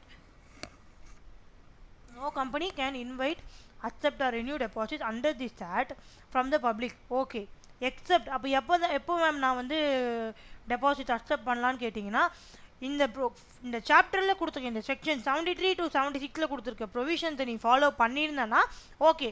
அப்படி இல்லைனா எந்த கேஸ்லையும் நீ வந்து அக்செப்ட் பண்ணக்கூடாது. அதுதான் ப்ரொஹிபிட் பண்ணுறாங்க. ஓகே, அதே மாதிரி இப்போ கொடுத்துருக்க லைன் இருக்குல்ல, நம்ம மேலே படித்த லைன், இந்த லைனுக்கு யாருக்கு வந்து அப்ளிகபிள் ஆகாதுன்னு பார்த்தீங்கன்னா, banking company, NBFC, non-banking financial company, to such other company as the central government may after consultation with the Reserve Bank of India specify in this BCAF. ஏன் இது வந்து அப்ளிகபிள் ஆகாது, இந்த ப்ரொஹிபிஷன்ன்றது ஏன் அப்ளிகபிள் ஆகாதுன்னு கேட்டிங்கன்னா, பேங்கிங் கம்பெனியோட மெயின் பிஸ்னஸே பார்த்தீங்கன்னா அக்செப்டிங் ஆஃப் டெபாசிட் தான். ஓகேவா, அவங்களோட மெயின் பிஸ்னஸே வந்து acceptance of deposit from the public. Fixed டெபாசிட்ஸ்லாம் அக்செப்ட் பண்ணி நம்மளுக்கு இன்ட்ரெஸ்ட் கொடுக்குறாங்க. அவங்களுக்கு மெயின் சோர்ஸ் ஆஃப் இன்கமே நம்ம கொடுக்குற டெபாசிட். அந்த டெபாசிட் வச்சு தான் பேங்க் லோனே ப்ரொவைட் பண்ணுறாங்க. இப்போ இந்த ப்ரொஹிபிஷனை நீ பேங்கிங் கம்பெனிக்கு எடுத்துகிட்டு வந்தேன்னா அவங்க பிஸ்னஸே ரன் பண்ண முடியாது. அதனால இந்த ரூல் யாருக்கு அப்ளிகபிள் இல்லை, இந்த ப்ரொஹிபிஷன் யாருக்கு அப்ளிகபிள் இல்லைன்னு பார்த்தீங்கன்னா, இந்த ப்ரொசீஜரை ஃபாலோவே பண்ணலைன்னா கூட பேங்கிங் கம்பெனிக்கு ப்ரொஹிபிட் ஆகாது. அவங்க அக்செப்ட் என்னமோ அவங்களுக்கும் ஒரு ஆக்ட் இருக்குது, அதை ஃபாலோ பண்ணிட்டு போட்டோம். ஸோ யாருக்கு அப்ளிகபிள் இல்லை இந்த பாயிண்ட்டு, இந்த ப்ரொஹிபிஷன் யாருக்கு அப்ளிகபிள் இல்லைன்னு பார்த்தீங்கன்னா, பேங்கிங் கம்பெனி, என்பிஎஃப்சியும் similar to banks accepting deposits பண்ணுவாங்க. ஓகே, அக்செப்டிங் டெபாசிட் பண்ணுவாங்க. 2-3 மட்டும் பேங்கிங் கம்பெனி பண்ணுற மாதிரி அவங்க பண்ண முடியாது. அண்ட் தென் அவங்களுக்கு இன்னும் சில ஃபங்க்ஷன்ஸ் இருக்குது. Okay, NBFC. Then such other company as the central government may after consultation, central government notify பண்ணுவாங்க இந்த கம்பெனிஸுக்கும் இந்த ப்ரொஹிபிஷன் அப்ளிகபிள் இல்லை அப்படின்னு சொல்கிறாங்க. It's nothing but exception to this point. ஓகேவா, எப்போ சென்ட்ரல் கவர்மெண்ட் ஆர்பிஐ கிட்ட கன்சல்ட் பண்ணிவிட்டு வேறு ஏதாவது கம்பெனி இருந்தால் அவங்க ஸ்பெசிஃபை பண்ணுவாங்க. ஓகே, செக்ஷன் 73 எடுத்தோடனே என்ன பண்ணுதுன்னு பார்த்தீங்கன்னா, ப்ரொஹிபிட் பண்ணுது என்ன, acceptance of deposits from public. No company shall invite, accept or renew deposits under this except in a manner provided under this chapter. ஓகேவா, இந்த சாப்டரில் கொடுத்துருக்க ப்ரொசீஜர் இல்லாமல் நீங்கள் வேறு எந்த விதத்துலையும் டெபாசிட் அக்செப்ட் பண்ணக்கூடாது, இன்வைட் பண்ணக்கூடாது, ரினியூ பண்ணக்கூடாது.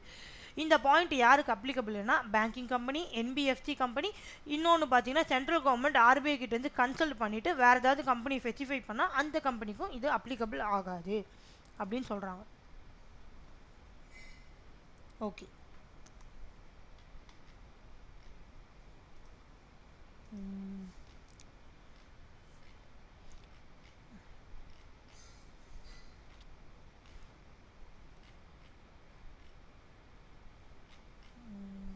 ஓகே 125. இப்போ வரைக்கும் புரிஞ்சுதா? Yes ma'am. ஃபாலோ பண்ண முடியுதா? எஸ் மேம், ஃபாலோ பண்ண முடியும். Okay.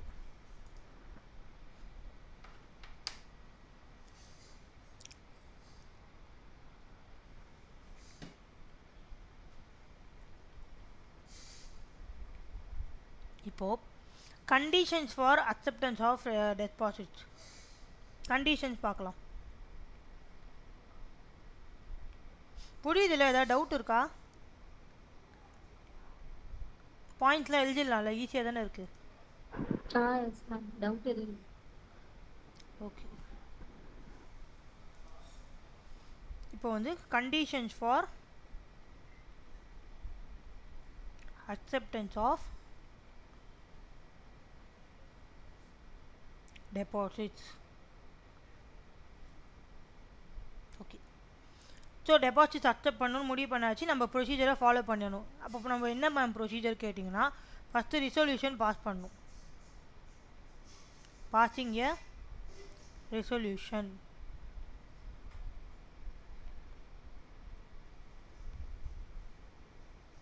So resolution in general meeting. Okay.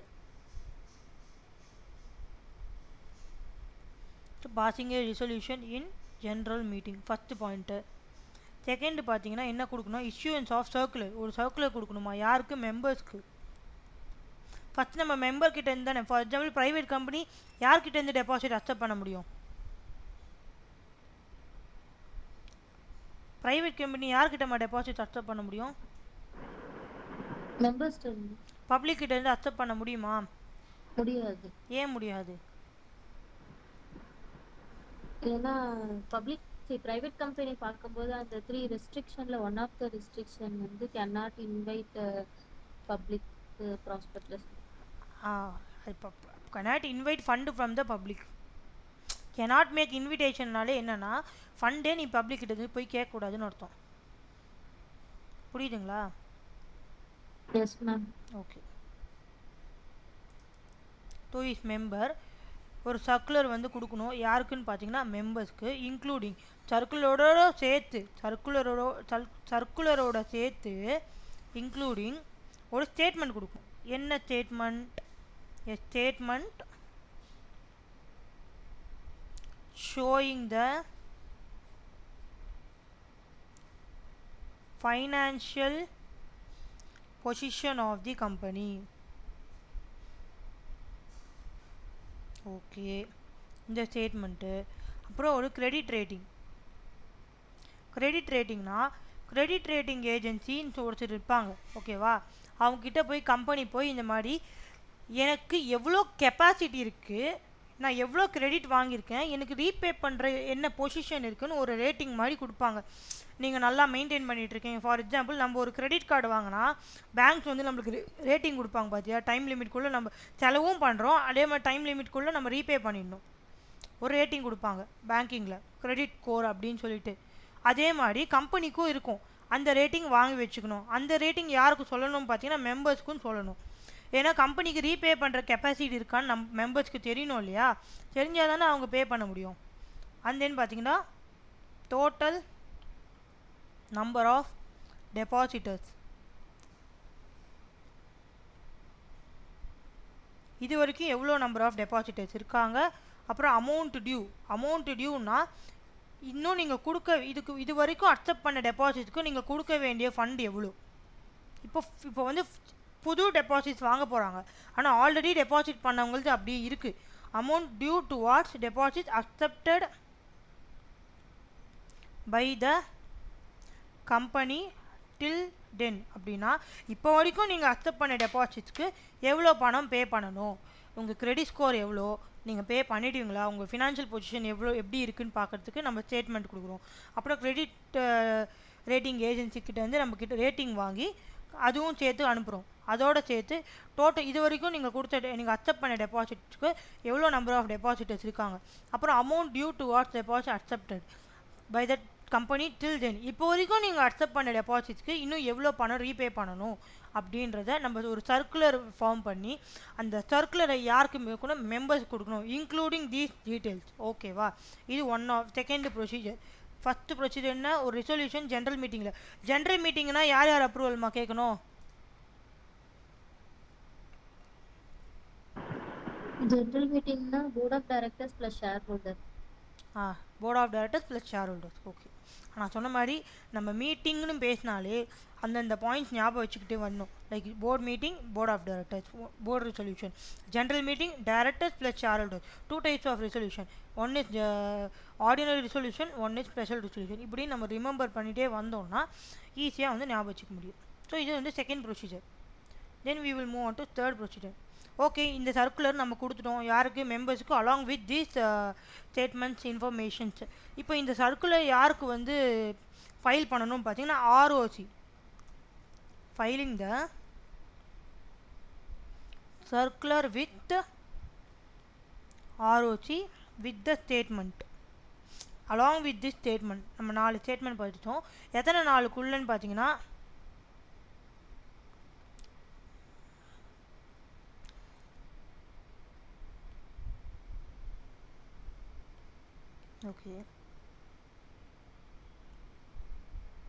Okay இன்னும் நம்ம சர்க்குலர் கொடுக்கல. சர்க்குலர் ரெடி பண்ணி வச்சுக்கணும். சர்க்குலர் ஆக்சுவலாக கொடுக்கணும், அதுக்கு இந்த ஸ்டேட்மெண்ட்ஸ் வேணும். ஸோ சர்க்குலர் கொடுக்கறதுக்கு முன்னாடி 30 டேஸ்க்குள்ளே நீங்கள் ஆர்ஓசிக்கு ஃபைல் பண்ணணும். 30 days before the issue of circular குள்ளே நீங்கள் ஆர்ஓசிக்கு ஃபைல் பண்ணணும். ஓகேவா? தென் பார்த்தீங்கன்னா ஒரு ரிசர்வ் மெயின்டைன் பண்ணணும். நம்ம ஆல்ரெடி நம்ம ஃப்ரீ ரிசர்வ் பார்த்தோம். ஃப்ரீ ரிசர்வ்னா என்ன? ப்ராஃபிட்லேருந்து சர்டன் பர்சன்டேஜ் ஆஃப் அமௌண்ட் வந்து ஃப்ரீ ரிசர்வில் ட்ரான்ஸ்ஃபர் பண்ணுவாங்க ஃபியூச்சர் பர்பஸ்க்காக. அது மேண்டேட்ரியாக கேட்டிங்கன்னா மேண்டேட்ரி இல்லைன்னு நம்ம சொல்லியிருந்தோம். இங்கே ஒரு ரிசர்வ் பற்றி பார்க்க போகிறோம். எதுக்கு? Creation of deposit repayment reserve, short form டிஆர்ஆர்னு சொல்லுவோம். ஓகேவா? By depositing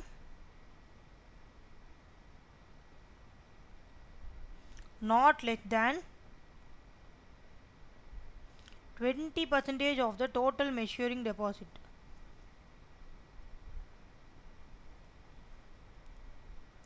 During the financial following financial year. இப்படி ஒரு ரிசர்வ் வந்து நம்ம மேக் பண்ணி வச்சுக்கணுமா? ஏன்னா எதுக்கு வந்து இப்படி ஒரு ரிசர்வ் நம்ம க்ரியேட் பண்ணி வைக்கணும்னு பார்த்தீங்கன்னா, நம்ம பப்ளிக்கிட்டேருந்து இப்போ டெபாசிட்ஸ் வாங்குகிறோன்னு வச்சுக்கோங்க. வாங்கிட்டோம், நம்ம எதுக்கு வாங்குகிறோம்? மெயின் பர்பஸ் நம்ம கேபிட்டலுக்காக. ஸோ நம்ம அதை யூஸ் பண்ணிவிடுவோம். நம்ம யூஸ் பண்ணிகிட்டே வந்தால் நம்ம வந்து டெபாசிட்டர்ஸ் யார்? டெபாசிட் கொடுத்தவங்க. டெபாசிட்டர்ஸ்க்கு இன்ட்ரெஸ்ட் கொடுத்துட்டே வேறு வரணும், இன்ட்ரெஸ்ட் வேறு கொடுக்கணும். At the end of the period, end of the deposit term, we need to repay the deposit amount. அப்போ திடீர்னு அவ்வளோ பெரிய அமௌண்ட்டு நம்ம எங்கே போவோம்? நம்ம யூஸ் பண்ணிகிட்டே வரோம், நம்மக்கிட்ட காசு இல்லைன்னு தான் டெபாசிட்டே அக்செப்ட் பண்ணுறோம், நம்ம பிஸ்னஸில் போட்டுட்டோம், இன்ட்ரெஸ்ட்னா பே பண்ணிடலாம். ஏன்னா நம்ம அந்த டெபாசிட்டை யூஸ் பண்ணி நம்ம கண்டிப்பாக ப்ராஃபிட்டோ இன்கமோ ஏர்ன் பண்ணுவோம். So that we can give income, interest. But ஒரு டெபாசிட்ன்றது அந்த டெபாசிட் அமௌண்ட் ரீபேமெண்ட் பண்ணணுன்றதுனால நம்ம என்ன பண்ணலாம்னா ஒரு டெபாசிட் ரீபேமெண்ட் ரிசர்வ்னு ஒன்று க்ரியேட் பண்ணிக்கிறோம். டெபாசிட் ரீபேமெண்ட் பண்ணணும், அதுக்காக கொஞ்சம் கொஞ்சமாக காசு வந்து சேர்த்து வச்சுட்டே வரணும். ஃபஸ்ட்டு இதில் எவ்வளோ டெபாசிட் போட்டு வைக்கணும்? இந்த ரிசர்வ் ஓப்பன் பண்ணி வச்ச உடனே not less than 20% of the total maturing deposit. அப்படியாது ஃபார் எக்ஸாம்பிள் 2 இயர்ஸ்க்கு அப்புறம் இப்போ டெபாசிட் எல்லாம் கொடுத்துருக்காங்கப்பா. எவ்வளோ அமௌண்ட் கொடுத்துருக்காங்கன்னு பார்த்தீங்கன்னா 10 lakhs கொடுத்துருக்காங்க. நிறைய மெம்பர்ஸ் எல்லாம் சேர்த்து 10 lakhs கொடுத்துருக்காங்க. After 2 years, coming to after 2 years இந்த நீ 10 lakhஸும் கொடுக்கணும், ப்ளஸ்ஸு நடுநடுவில் இன்ட்ரெஸ்ட்டும் கொடுக்கணும். ஸோ இது ரீபேமெண்ட். இதுக்கு பேர் தான் ஆஃப்டர் 2 இயர்ஸ் நீ இந்த 10 lakhs கொடுக்க போகிறல, இதுக்கு பேர் தான் ரீபேமெண்ட். ஸோ இந்த அமௌண்ட் தேர்றதுக்காக தான் நீ ரீபேமெண்ட் ரிசர்வ்னு நான் ஆரம்பிக்கிறேன். ஓகேவா? Deposit repayment reserve. இப்போது 10 lakh நம்ம சொல்லியிருந்தோம். எவ்வளோ?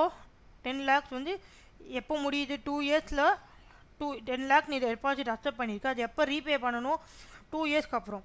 அப்போ இந்த 10 lakhஸில் நாட் லெஸ் தேன் 20%, மினிமம் 20% வந்து நீ ஸ்டார்டிங்கே டெபாசிட் பண்ணி வச்சிரு. அதுக்கு மேலே காசு வர வர வர நீ இன்னும் சேர்த்துட்டே வா. ஸ்டார்டிங் கண்டிஷன் பார்த்தீங்கன்னா நாட் லெஸ் தேன் 20% இன் 10 லேக்ஸ்னா 2 லேக்ஸ். ஓகேவா? 2 லேக்ஸ் நீ கண்டிப்பாக ரிசர்வில் மெயின்டைன் பண்ணிகிட்டே வா. இது எதுக்குன்னு பார்த்தீங்கன்னா இந்த ரீபேமெண்ட் ஆஃப் டெபாசிட்டுக்கு காசு சேர்த்துட்டே வரும். சரி மேம், இப்படி ஓப்பன் பண்ணி இப்படி ஒரு ரிசர்வ் ஓப்பன் பண்ணி இந்த மாதிரி டெபாசிட் பண்ணிட்டு வர பணத்தை எதுக்கு யூஸ் பண்ணும் பார்த்தீங்கன்னா only for repayment of used only for the purpose of repayment of deposits. இது மெயின் பர்பஸே என்னம்மா, நீ 2 இயர்ஸ்க்கு அப்புறம் நீ வாங்கின டெபாசிட்ஸ் அமௌண்ட் எக்ஸ்பைரி ஆகும். எக்ஸ்பைரினா டேர்ம் எக்ஸ்பைரினா 2 இயர்ஸ் முடிஞ்சிடுச்சு. 2 இயர்ஸ்க்கு அப்புறம் ஷேர் ஹோல்டர்ஸ்க்கோ மெம்பர்ஸ்க்கோ நீ எவ்வளோ டெபாசிட் அக்செப்ட் பண்ணியோ அந்த ஃபுல் அமௌண்ட் பே பண்ணும். அந்த டைம் நீ பணம் இல்லாமல் கஷ்டப்படக்கூடாதுன்றதுனால ஒரு ரிசர்வ் மெயின்டைன் பண்ணுற. எதுக்காக? Mainly for the purpose of deposit repayment. So ஸ்டார்டிங்கே ஒரு டீசெண்டான அமௌண்ட்டை மெயின்டைன் பண்ணு. இப்போ நம்ம பேங்க் அக்கௌண்ட்டில் மெயின்டெனன்ஸ் அமௌண்ட்டுன்னு ஒன்று மெயின்டைன் பண்ணுவோம் இல்லையா? லைக் வந்து 5000 மெயின்டைன் பண்ணுவோம் பேங்க் அக்கௌண்ட்டில், தெரியுமா? நம்ம பேங்க் அக்கௌண்ட்டில் மினிமம் பேலன்ஸ் 5000 மெயின்டைன் பண்ணுமா? அந்த மாதிரி டெபாசிட் ரீபேமெண்ட் ரிசர்வ்லையும் நீ எவ்வளோ டெபாசிட் 2 வருஷம், எக்ஸாம்பிள் 2 வருஷம் கழித்து பே பண்ணுறியோ அதுலேருந்து 20% நீ மெயின்டைன் பண்ணணுன்றாங்க. ஸோ அந்த அப்படி நீ டெபாசிட் ரீபேமெண்ட் ரிசர்வில் போடுற பணம் எல்லாமே எதுக்கு யூஸ் பண்ணணும்னா only for repayment of deposit. Okay, இது வந்து 4th point. Move on to 5th point.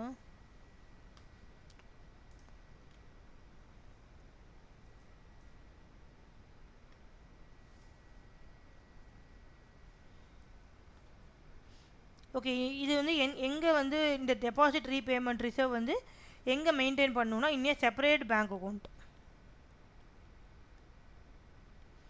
இன்னே separate bank account. இது வந்து scheduled bank. On or before 30th April. Okay,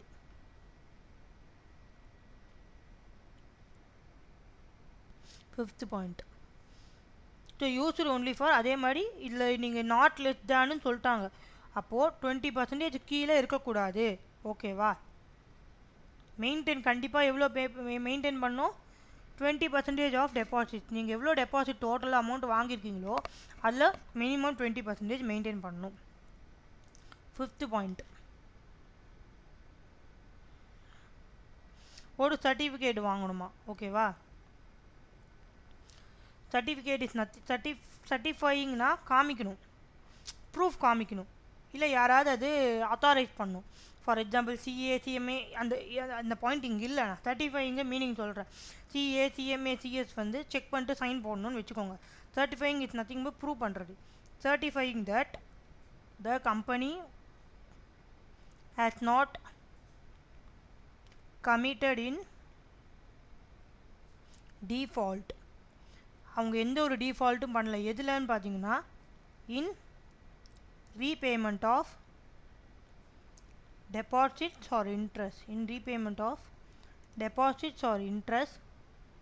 அப்படியே ஒருவேளை if the company has committed default பண்ணிட்டாங்க ma'am, அப்போ நான் deposit அக்செப்டே பண்ண முடியாதுன்னு கேட்டிங்கன்னா, இல்லை ஆஸ் மேட் குட் டிஃபால்ட்னா டிஃபால்ட்டை சரி பண்ணிட்டாங்க, பேசி காம்ப்ரமைஸ் பண்ணிட்டாங்கன்னு அர்த்தம். இல்லை ஃபுல் அமௌண்ட் பே பண்ணிட்டாங்க, அவங்க காம்ப்ரமைஸ் ஆகிட்டாங்க, கன்வீன்ஸ் ஆகிட்டாங்க.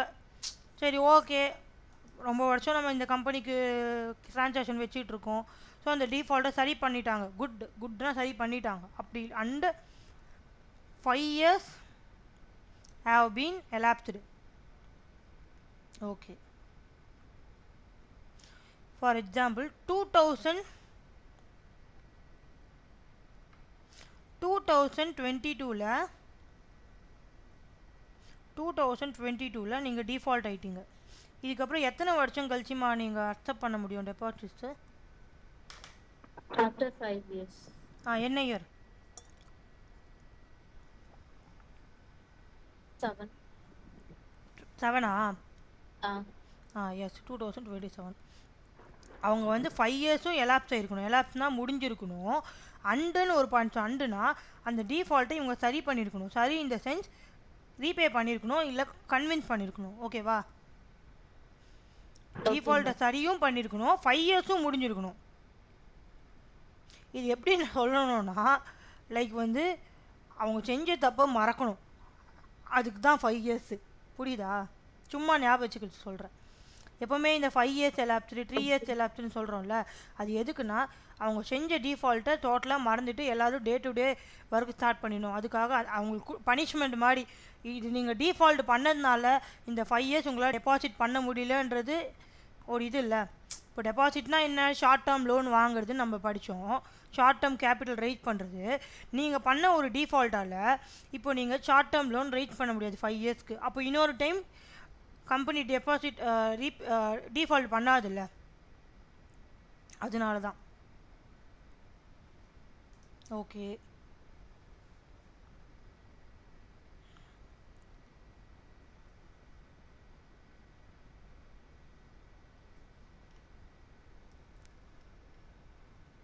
ஓகே. செகண்ட் 6 பாயிண்ட்ஸு 5 பாயிண்ட்ஸ் முடிஞ்சிச்சு. 6வது point providing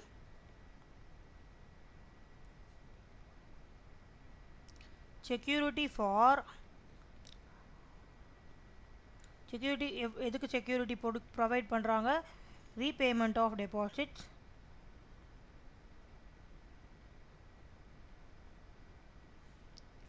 R the interest. ஒன்று டெபாசிட்டை ரீபே பண்ணவோ இல்லை இன்ட்ரெஸ்ட்டு. அண்ட் க்ரியேஷன் ஆஃப் சார்ஜுன்னு நம்மளுக்கு ஆக்சுவலி சார்ஜ் நம்மளுக்கு இல்லை. ஓகே, இன்டர் லெவலில் இருக்குது. நான் சொல்கிறேன் சார்ஜுனா என்னன்னு. Property or assets of the company.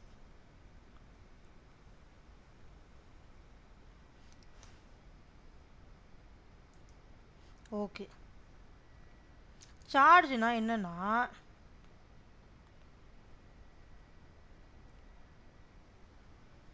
Company இருக்குது ஏபிசி லிமிட்டட்னு.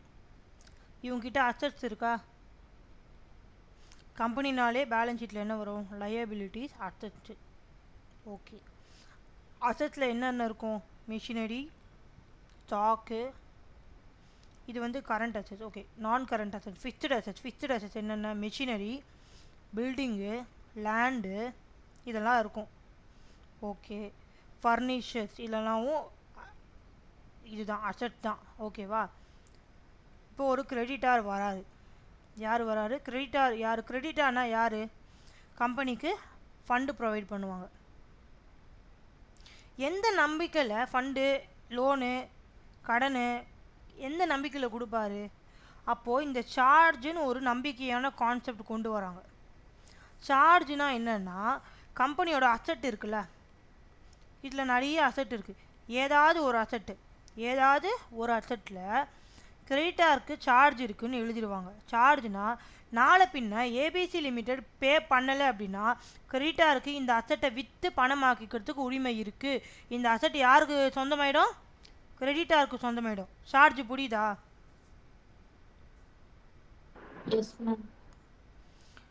ஸோ நாளை பின்ன வந்து நீங்கள் பே பண்ணலை அப்படின்னா இந்த மாதிரி சார்ஜுன்னு ஒரு இந்த அசெட்டில் இந்த கிரெடிட்டாருக்கு சார்ஜ் இருக்குதுன்னு எழுதிட்டு ஒரு சர்டிஃபிகேட் கொடுத்துருவாங்க. என்ன கொடுத்துருவாங்க? ஒரு சர்டிஃபிகேட் கொடுத்துருவாங்க. அப்படி கொடுத்துட்டாங்கன்னா கம்பெனி ஒரு வேளை பே பண்ணலை, அவங்க கொடுத்த லோனோ கடனோ பே பண்ணலை அப்படின்னா கிரெடிட்டாருக்கு என்ன உரிமை இருக்குன்னா இந்த அசெட்டை விற்று காசாக்குறதுக்கு உரிமை இருக்குது. இதுதான் வந்து சார்ஜுக்கு meaning.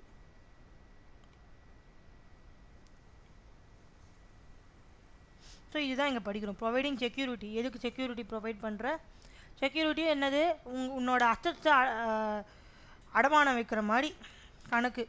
Security for repayment of deposits or the interest and creation of such charge on the property or assets of the company. Okay, creation of such சார்ஜ்னால் ஒருவேளை டெபாசிட்டர்ஸ் அவங்க நேம் அசட் வந்து நீங்கள் ரீபே பண்ணலன்னா டெபாசிட்டர்ஸ்க்கு அசட் விற்கிற உரிமை இருக்கும், அவங்களுக்கு இந்த சார்ஜ் ஆப்ஷன் ரைட்டு கொடுத்துருவ நீ அப்படின்னு அர்த்தம். So these are the 6 points. என்னென்ன பார்த்தோம்? Conditions for acceptance of deposit. First வந்து ஒரு ரிசல்யூஷன் ஜென்ரல் மீட்டிங்கில் பாஸ் பண்ணணும். தென் சர்க்குலர் கொடுக்கணும் மெம்பர்ஸ்க்கு. சர்க்குலரோட சேர்த்து என்னென்ன கொடுக்கணும்? Statement showing the financial position of the company. Financial position நம்ம யூஸ்வலாக எதில் காட்டுவோம்னு பார்த்தீங்கன்னா பேலன்ஸ் ஷீட்டில் தான் தெரியும். யூஸ்வலாக ஃபினான்ஷியல் பொசிஷன் பேலன்ஸ் ஷீட்டுக்கு தான் அனதர் நேம் பார்த்தீங்கன்னா ஃபினான்ஷியல் பொசிஷன் நம்ம படித்தோம். தென் கிரெடிட் ரேட்டிங். கிரெடிட் ரேட்டிங் ஆனால் உங்கள் கிரெடிட் ஸ்கோர் எப்படி இருக்குன்னு கிரெடிட் ரேட்டிங் ஏஜென்சிக்கிட்டேருந்து நீங்கள் வாங்கிட்டு வரீங்க, அதையும் இதில் அட்டாச் பண்ணணும். Then total number of depositors. இது வரைக்கும் நீங்கள் அக்செப்ட் பண்ண டெபாசிட்டில் எத்தனை டெபாசிட்டர் இருக்காங்க. And then amount due to what deposit accepted by the company till then. இப்போ வரைக்கும் கம்பெனி அக்செப்ட் பண்ண டெபாசிட்டுக்கு எவ்வளோ ரீபே பண்ணணும். அமௌண்ட் டியூனா இன்னும் கம்பெனி கடன் பெற்றிருக்காங்க அந்த அமௌண்ட் கொடுக்கறதுக்கு. தென் இந்த சர்க்குலர் பார்த்தீங்கன்னா நீங்கள் பப்ளிக்கு மெம்பர்ஸ்க்கு ரிலீஸ் பண்ணுறதுக்கு 1 month முன்னாடியே ஆர்ஓசி கிட்ட ஃபைல் பண்ணணும். ஓகேவா? தென் பார்த்தீங்கன்னா டிஆர்ஆர் டெபாசிட் ரீபேமெண்ட் ரிசர்வ்னு ஒன்று க்ரியேட் பண்ணணும். எதுக்கு யூஸ் பண்ணுறதுக்காகனா to repayment of deposit amount. Purpose of ரீபேமெண்ட்டை ஒன்லி ஃபார் தட் பர்பஸ் நம்ம யூஸ் பண்ணணும். அண்ட் தென் மினிமம் பேலன்ஸாக நம்ம எவ்வளோ வச்சுக்கணுன்னா நீங்கள் எவ்வளோ அமௌண்ட் டெபாசிட் ரைஸ் பண்ணியிருக்கீங்களோ, for example 2 years maturity period, 2 yearsக்கு அப்புறம் எவ்வளோ அமௌண்ட் ஆஃப் டெபாசிட்ஸ் நீங்கள் ரீபே பண்ணணுமோ அதோட 20% கீழே இருக்கக்கூடாது, 20% ஆர் மோர், 20% மினிமமாக நீங்கள் டெபாசிட் பண்ணி வச்சுருக்கணும். எங்கள் செப்பரேட் பேங்க் ஷெட்யூல்டு பேங்க்கில் on or before 30th April. And then பார்த்தீங்கன்னா சர்டிஃபை பண்ணணும். என்ன சர்டிஃபை பண்ணணும்? கம்பெனி எந்த ஒரு டிஃபால்ட்டும் பண்ணலை. எதில்? Repayment of interest or principal, deposit or interest. அப்படியே டிஃபால்ட் பண்ணியிருந்தாலும் 2 கண்டிஷன்ஸ் இருக்குது. அது சாட்டிஸ்ஃபை பண்ணியிருந்தால் இப்போ டெபாசிட் அக்செப்ட் பண்ணலாம். ஃபர்ஸ்ட் கண்டிஷன் பார்த்தீங்கன்னா அந்த டிஃபால்ட்டு மேடு குட், அதை சரி பண்ணிட்டீங்க, ரீபே பண்ணிட்டீங்க, இல்லை கன்வின்ஸ் பண்ணிட்டீங்க, காம்ப்ரமைஸ் பண்ணிட்டீங்க, அது மேட் குட், இதுவும் நடந்திருக்கணும். அண்ட் அது நடந்து டிஃபால்ட் பண்ணிட்டீங்க. செகண்டு அந்த டிஃபால்ட்டை குட்டாக ஆக்கிட்டீங்க. Good ஆனதுலேருந்து 5 years எலாப்ஸ் ஆகிருக்கணும். இது ரெண்டும் நடந்திருந்தால் ப்ரெசென்ட் கேஸில் நீங்கள் வந்து டெபாசிட் அக்செப்ட் பண்ணலாம். இந்த 2 நடக்கலை, 5 years எலாப்ஸ் ஆகலை, ஃபார் எக்ஸாம்பிள் 3 years தான் ஆச்சுன்னா டெபாசிட் அக்செப்ட் பண்ண முடியாது. சேம் டைம் டிஃபால்ட் குட் ஆகலை, இன்னுமே டிஃபால்ட் அப்படியே தான் இருக்குது, நீங்கள் இன்னும் ரீபே பண்ணலை அப்படின்றப்போ ப்ரெசென்ட்டாக வந்து நியூ டெபாசிட்ஸ் நீங்கள் அக்செப்ட் பண்ணக்கூடாது. அண்ட் தென் பார்த்தீங்கன்னா providing security for repayment of deposits of the interest. Security is nothing but அசட்ஸை வந்து அவங்களுக்கு செக்யூரிட்டியாக கொடுக்குறோம். செக்யூரிட்டினா நாங்கள் ஒரு வேளை உங்களோட டெபாசிட் ரீபே பண்ணலைன்னா எங்களோட அசட்ஸில் உங்களுக்கு உரிமை இருக்குது. அங்கே தான் சார்ஜுன்னு ஒரு கான்செப்ட் இருக்குது. அந்த உரிமையை எப்படி கொடுக்குறாங்கன்னு பார்த்தீங்கன்னா சார்ஜ். ஃபார் எக்ஸாம்பிள் டெபாசிட்டர் ஜெயராணிக்கு சுத்தமாக நம்பிக்கை இல்லை கம்பெனி ரீபே பண்ணுவாங்களா மாட்டாங்களான்ட்டு. அப்போ என்ன பண்ணுறாங்க? ஒரு அசட்டை பார்க்குறாங்க, ஃபர்னிச்சரை பார்க்குறாங்க, இல்லை மெஷின்ஸை பார்க்குறாங்க. ஓகே, எனக்கு ஏதாவது ஒரு மெஷினில் சார்ஜ் போட்டு கொடுங்க, லைக் பேப்பரில் எழுதி சர்டிஃபிகேட் கொடுத்துருங்க அப்படின்றப்போ கம்பெனி சர்டிஃபிகேட் கொடுத்துரும். ஸோ தட் கம்பெனி டிஃபால்ட் பண்ணால் உங்களுக்கு பே பண்ணுறதுக்கு உங்களுக்கு அந்த அசட்டை விற்று காசு ஆக்கிறதுக்கு உங்களுக்கு ரைட் இருக்குது. இதுதான் வந்து ப்ரொசீஜர்.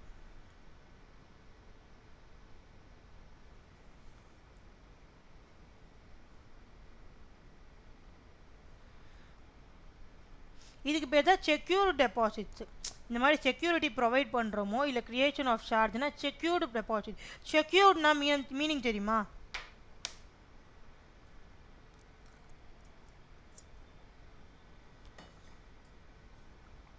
கரெக்ட் மீனிங் தெரியல. செக்யூர்ட்னா அவங்க சேஃபாக இருக்காங்களா டெபாசிட்டரு, செக்யூரிட்டி ப்ரொவைட் பண்ணுறாங்களா, சேஃபாக தானே இருக்காங்க. அதாவது அவங்க ரீபே பண்ணலைன்னா செக்யூரிட்டி, அதாவது அசட் அவங்க கையில் இருக்குன்னு தானே அர்த்தம். புரியுதா இல்லையா? ஹலோ, புரியுது. ஓகே. அன்செக்யூர்ட்னா இந்த செக்யூரிட்டி நீங்கள் ப்ரொவைட் பண்ணலன்னா அதுக்கு பேர் unsecured.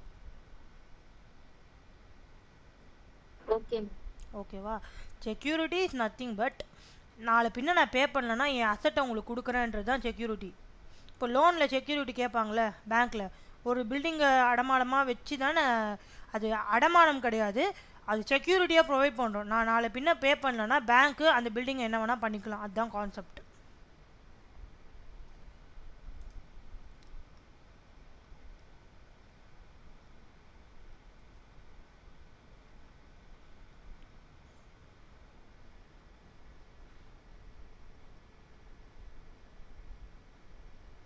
Okay.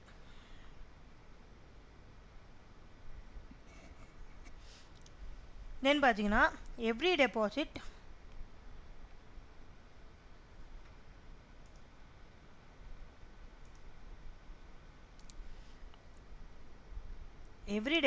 accepted by a company shall be repaid. எந்த டெபாசிட் நீங்கள் அக்செப்ட் பண்ணாலும் ஒரு கம்பெனி அதை வித் இன்ட்ரெஸ்ட்டோட அக்கார்டிங் வித் டேர்ம்ஸ் அண்ட் கண்டிஷன்ஸோட ரீபே பண்ணியிருக்கணும். ஒருவேளை company fails to repay the deposit or part, இல்லை பாதி பே பண்ணிவிட்டு இன்ட்ரெஸ்ட் வரைக்கும் பே பண்ணிங்க, பிரின்சிபல் அமௌண்ட் பே பண்ணல, after the expiry of 2 years நீங்கள் பிரின்சிபல் அமௌண்ட் பே பண்ணல அப்படின்னா டெபாசிட்டர் என்ன பண்ணலாம்? டெபாசிட்டர்னா யார்? பப்ளிக் கம்பெனியில் மெம்பர்ஸாகவும் இருக்கலாம், பப்ளிக்காகவும் இருக்கலாம். ப்ரைவேட் கம்பெனியில் ஒன்லி மெம்பர்ஸ். டெபாசிட்டர் என்ன பண்ணலான்னா அப்ளிகேஷன் டு ட்ரிபுனலுக்கு அப்ளை பண்ணலாம். ஓகேவா? For an order. எதுக்காக ட்ரிபுனல் ஆர்டர் போடணுமா? எதுக்கு? டேரக்டரிங்கிற கம்பெனி வந்து இந்த மாதிரி பே பண்ணுங்கள், நீங்கள் எவ்வளோ கொடுக்கணுமோ இல்லை அதை பே பண்ணுங்கள், இல்லை loss or damage incurred by him as a result of non payment and for such other orders as a tribunal may deem fit. Loss or டேமேஜ்னா இப்போது நான் வந்து ஜனனி, ஓகேவா, ஜனனி வந்து டெபாசிட் கொடுத்துருக்கேன், நான் வந்து ஒரு டெபாசிட்டர், கம்பெனிக்கு நான் ஒரு டெபாசிட்டர், எனக்கு வந்து அவங்க இன்ட்ரெஸ்ட் பே பண்ணணும். என்னோடய டெபாசிட் டேர்ம் பார்த்தீங்கன்னா 2 years. ஓகேவா? என்னோடய டெபாசிட் டேர்ம் வந்து 2 years. அதாவது ஆஃப்டர் 2 years கம்பெனி வந்து எனக்கு ரீபே பண்ணணும். நான் எவ்வளோ டெபாசிட் பண்ணணும் அதை ரீபே பண்ணணும் அலாங் வித் இன்ட்ரெஸ்ட்டு. நான் இப்போ 10 லட்சம் டெபாசிட் பண்ணுறேன்னா என்னோடய பாயிண்ட் எப்படி இருக்குன்னா 2 yearsக்கு அப்புறம் எனக்கு கல்யாணம் பண்ணணும். ஜனனி நான் வந்து என்ன நினைக்கிறேன்னா 2 yearsக்கு அப்புறம் எனக்கு கல்யாணம் பண்ணணும், நான் தான் பணம் சேர்க்கணும். ஓகேவா? 2 yearsக்கு அப்புறம் நான் திடீர்னு 10 லட்சத்தை 15 லட்சமாக ஆக்க முடியாது. இப்போது பேங்க்கில் போட்டாலும் டெபாசிட் ரேட் வந்து எனக்கு ரொம்ப கம்மியாக தான் வரும். இதேக்கு நான் கம்பெனி வந்து நான் ஆல்ரெடி ஒரு மெம்பர், ஒரு ட்ரஸ்ட் பண்ணி கம்பெனியில் போடுறேன், நான் ஆல்ரெடி ஒரு ஷேர் ஹோல்டர் மெம்பர் கம்பெனியில். ஸோ என் கம்பெனியோட ஃபினான்ஷியல் பொசிஷன் நல்லா இருக்குது. என் கம்பெனி இந்த சென்ஸ் நான் இன்வெஸ்ட் பண்ண கம்பெனி, ஓகேவா, நல்லா இருக்குன்றதுனால நான் டெபாசிட் ப்ரொவைட் பண்ணுறேன். கம்பெனி சொல்கிற எல்லாத்தையும் நம்புகிறேன். After 2 years I am expecting that 15 lakhs வரும், நான் நெக்ஸ்ட் மந்த் கல்யாணம் பண்ணிக்கலான்னு இருக்கேன். ஓகேவா? 15 lakhs வந்து கொடுக்கல, கம்பெனி டிஃபால்ட் பண்ணிட்டாங்க பே பண்ணுறதில்ல. இப்போ எனக்கு என்ன டேமேஜ்னு பார்த்தீங்கன்னா இதனால என்னால் கல்யாணம் பண்ண முடியல இல்லையா? ஸோ தட் இதுக்கான டேமேஜ் இல்லை நான் ஏதாவது லாஸு ஏதாவது ஆயிருந்தாலோ அண்ட் தென் எனக்கு கொடுக்க வேண்டிய பணத்தை அவங்க கொடுக்கணுன்றதுக்கு நான் எங்கே போவேன்? ட்ரிபுனல் போவேன். ட்ரிபுனலில் போய் சார் இந்த மாதிரி அவங்க ரீபே பண்ணலை, நீங்கள் ஒரு ஆர்டர் போடுங்க. என்னென்ன ஆர்டர் போடுவாங்கன்னு பார்த்தீங்கன்னா கம்பெனி அவங்களுக்கு கொடுக்க வேண்டிய அமௌண்ட்டை கொடுங்க, இதனால் அவங்க வேறு ஏதாவது நஷ்டப்பட்டாங்க, அலைஞ்சாங்க, இல்லை அவங்களோட பர்சனல் இஷ்யூ பாதிக்கப்பட்டதுன்னா அதுக்கான டேமேஜையும் நீங்கள் கொடுங்க அப்படின்னு சொல்லிட்டு ட்ரிபுனல் ஆர்டர் போடுவாங்க. இவ்வளோதான். ஓகே, இதுதான் நம்ம சொன்னோம். TRR, deposit repayment reserve shall not be used by the company for the purpose other than the repayment of deposits. அவ்வளோதாங்க. இது என்ன செக்ஷன் 73 ஃபுல்லாக பார்த்துடும். தென் பார்த்தீங்கன்னா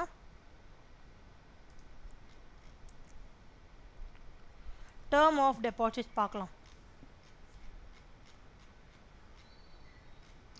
5 இன்றைக்கி டெபாசிட்ஸ் முடிச்சிடலாம். ஐ மீன் இந்த இன்வெஸ்ட்மெண்ட் அண்ட் லோன்ஸ் முடிச்சிடலாம். ஓகேவா? ஓகே. அண்ட் தென் நான் உங்களுக்கு டெஸ்ட்டு கொஷின்ஸ் அனுப்புகிறேன். நம்ம வந்து யூஸ்வலாக பண்ணுற மாதிரி நாளைக்கு ப்ரீவியஸ் இயர் கொஷின்ஸ் நம்ம ரிவைஸ் பண்ணலாம். ஓகே.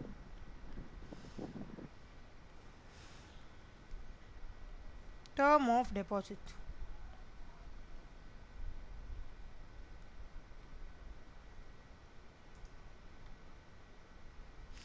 மினிமம் எவ்வளோ டேர்ம் இருக்கணும், மினிமம் எவ்வளோ பீரியட் இருக்கணும்னு பார்த்தீங்கன்னா less than 3 months not permitted. So minimum 3 months இருக்கணும்னு சொல்கிறாங்க.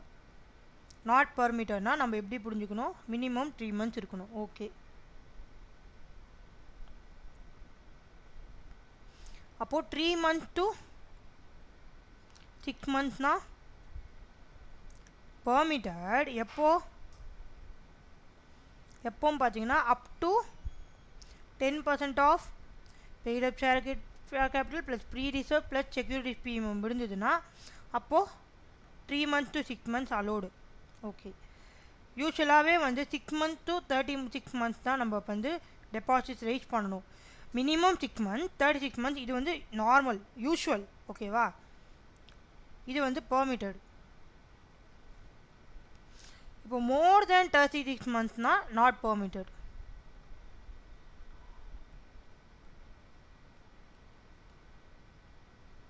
நான் என்ன சொல்கிறேன், யூஸ்வலாக வந்து டேர்முன்னு பார்த்தீங்கன்னா 6 to 36 months. 36 மேலே போக முடியுமான்னு கேட்டிங்கன்னா நாட் அட் ஆல் பெர்மிட்டட். அப்போ 6 months கீழே நான் கொடுக்கலான்னு பார்த்தீங்கன்னா எஸ், 3 months to 6 months கொடுக்கலாம். அதுலேயும் மினிமம் 3 months. 3 months கீழே போகவே முடியாது. 3 months 1 month டெபாசிட்லாம் அக்செப்ட் பண்ண முடியாது. மினிமம் 3 months, மினிமம் 6 months இருக்கணும். 3 months to 6 months எப்போ இருக்கலாம் பார்த்தீங்கன்னா பெர்மிட்டட் எப்போனா up to 10% of paid up share capital free resource plus securities premium இருந்தால் அக்செப்டட். ஆனால் 36 months எக்ஸீட் ஆகக்கூடாது. ஓகே,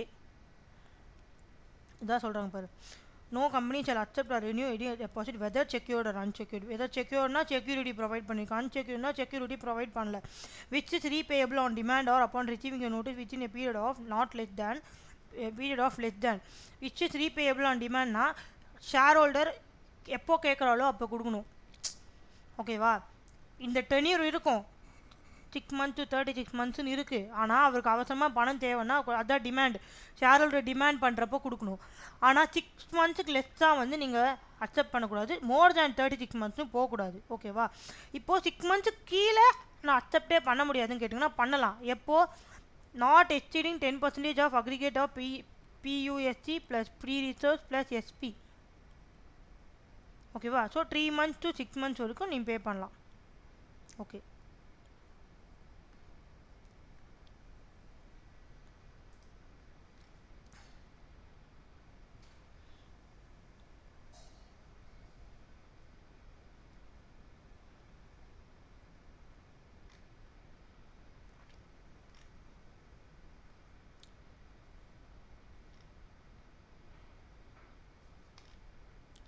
ஓகே, சரி. ஓகே, நெக்ஸ்ட் டாபிக் பார்த்தீங்கன்னா இது என்ன டாப்பிக்கில் வரும்னா maximum amount of deposit that can be accepted.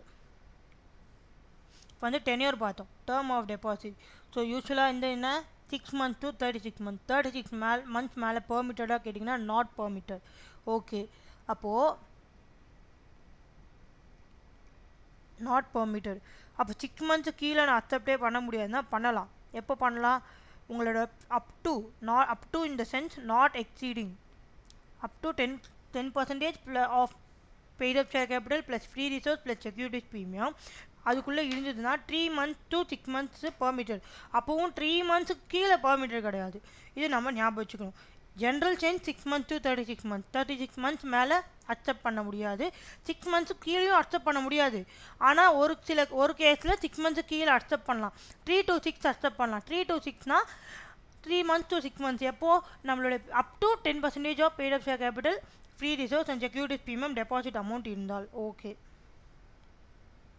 Next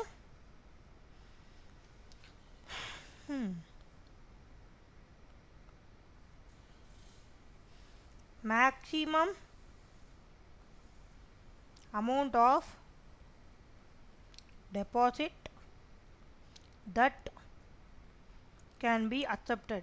எவ்வளோ அமௌண்ட்டு, இப்போ டென்யூர் பார்த்தோம், அமௌண்ட்டு எவ்வளோ அமௌண்ட் வேணால் நம்ம என்ன சொல்லியிருந்தோம், ஷார்ட் டேர்ம் கேபிட்டல் நம்ம சொல்லிட்டோம். அப்போது 100 crores 1000 crores அக்செப்ட் பண்ண முடியுமா? ஸோ அதை பார்க்கலாம்.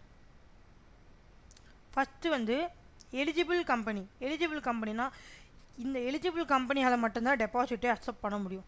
யார் அந்த எலிஜிபிள் கம்பெனின்னு பார்க்கலாம். Eligible company means a company public limited company. First public limited company அவங்களோட நெட்ஒர்த் டோட்டலோட worth greater than or equal to 100 crores or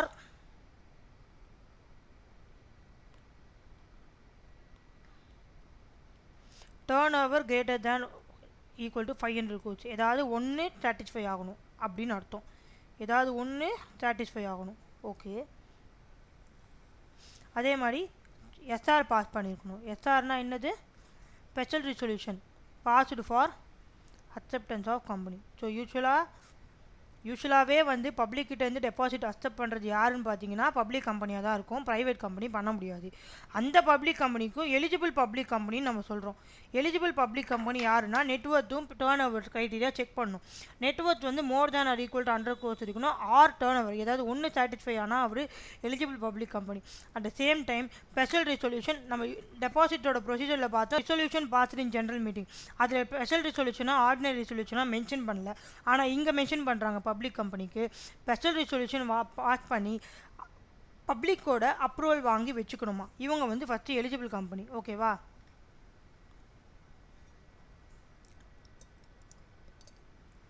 so இப்போ மேக்ஸிமம் அமௌண்ட் ஆஃப் டெபாசிட் இந்த கான்செப்டில் இந்த எலிஜிபிள் கம்பெனி எப்படி எடுத்துகிட்டு வரோம் பார்த்தீங்கன்னா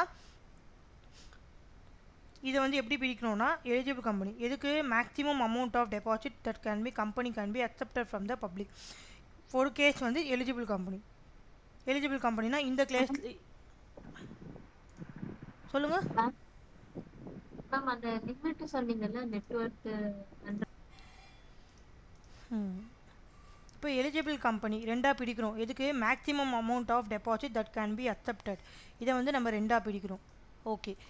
ஃபஸ்ட்டு எலிஜிபிள் கம்பெனினா எவ்வளோ அக்செப்ட் பண்ணலாம். Next other companies other than eligible companies. இதை ரெண்டாக பிரிக்கிறோமா. ஓகே. எலிஜிபிள் கம்பெனி மெம்பர்ஸ் கிட்டேருந்து வாங்குறாங்க டெபாசிட் அக்செப்ட் பண்ணுறாங்கன்னா எவ்வளோ. பப்ளிக்கிட்டேருந்து வாங்குறாங்க. அதர் கம்பெனிஸ்னால் ஒன்லி மெம்பர்ஸ். இது புரியுதா. அதர் கம்பெனிஸ்னால் யார். ப்ரைவேட் கம்பெனின்னு எக்ஸாம்பிள் வச்சுக்கோங்க. From members only. ஸோ நான் இங்கேயே எழுதுகிறேன் private company. Example private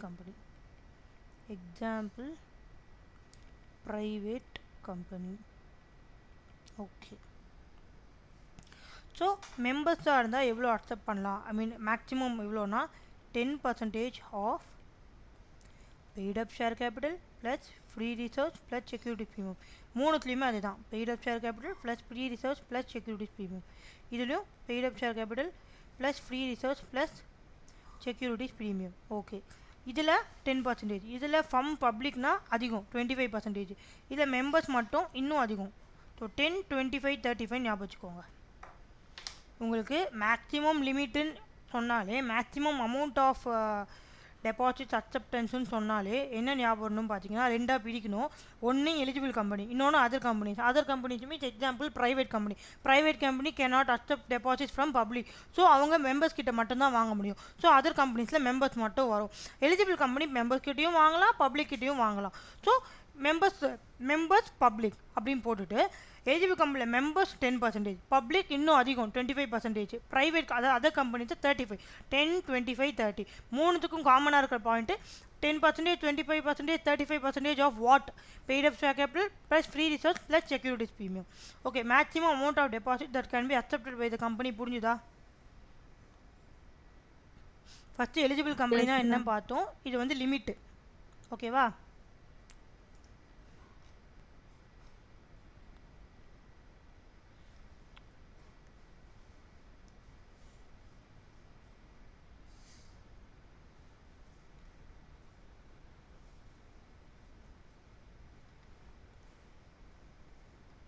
okay.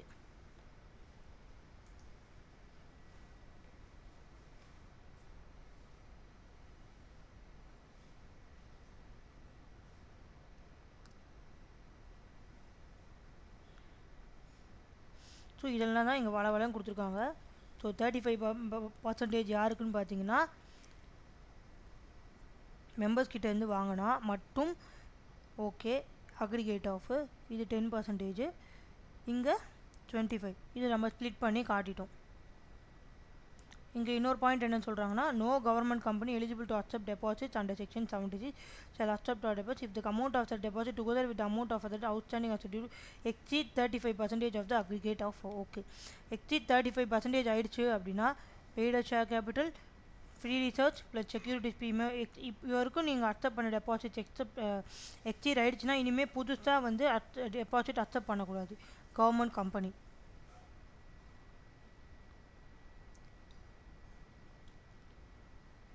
அதே மாதிரி நீங்கள் இன்வைட் பண்ணுறீங்க, அக்செப்ட் பண்ணுறீங்க டெபாசிட்டு. ஓகேவா. அண்ட் தென் இன்ட்ரெஸ்ட்டோ இல்லை ப்ரோக்கரேஜோ பே பண்ணுறீங்க அப்படின்னா, ப்ரோக்கரேஜ்னால் இன்வைட் பண்ணும்போது யாராவது ஒரு ப்ரோக்கர் அப்பாயிண்ட் பண்ணி அவங்கள மூலமாக ஷேர் ஹோல்டர்ஸோ பப்ளிக்கோ உள்ளே வருவாங்க. நீங்கள் அப்படி ஒரு இன்ட்ரெஸ்ட்டோ ப்ரோக்கரேஜோ பே பண்ணுறது வந்து எப்போவுமே வந்து கவர்மெண்ட் கொடுக்கறத விட எக்ஸீட் ஆகக்கூடாது. அது ஞாபகம் வச்சு எக்ஸீட் ஆகக்கூடாது. ஓகேவா? ஆர்பிஐ ஒரு ரேட் ஃபிக்ஸ் பண்ணிப்பாங்க அக்செப்டன்ஸ் ஆஃப் டெபாசிட்டுக்கு. ஓகேவா? அதை விட நீங்கள் வந்து அதிகமாக கொடுக்கக்கூடாதுன்னு சொல்கிறாங்க.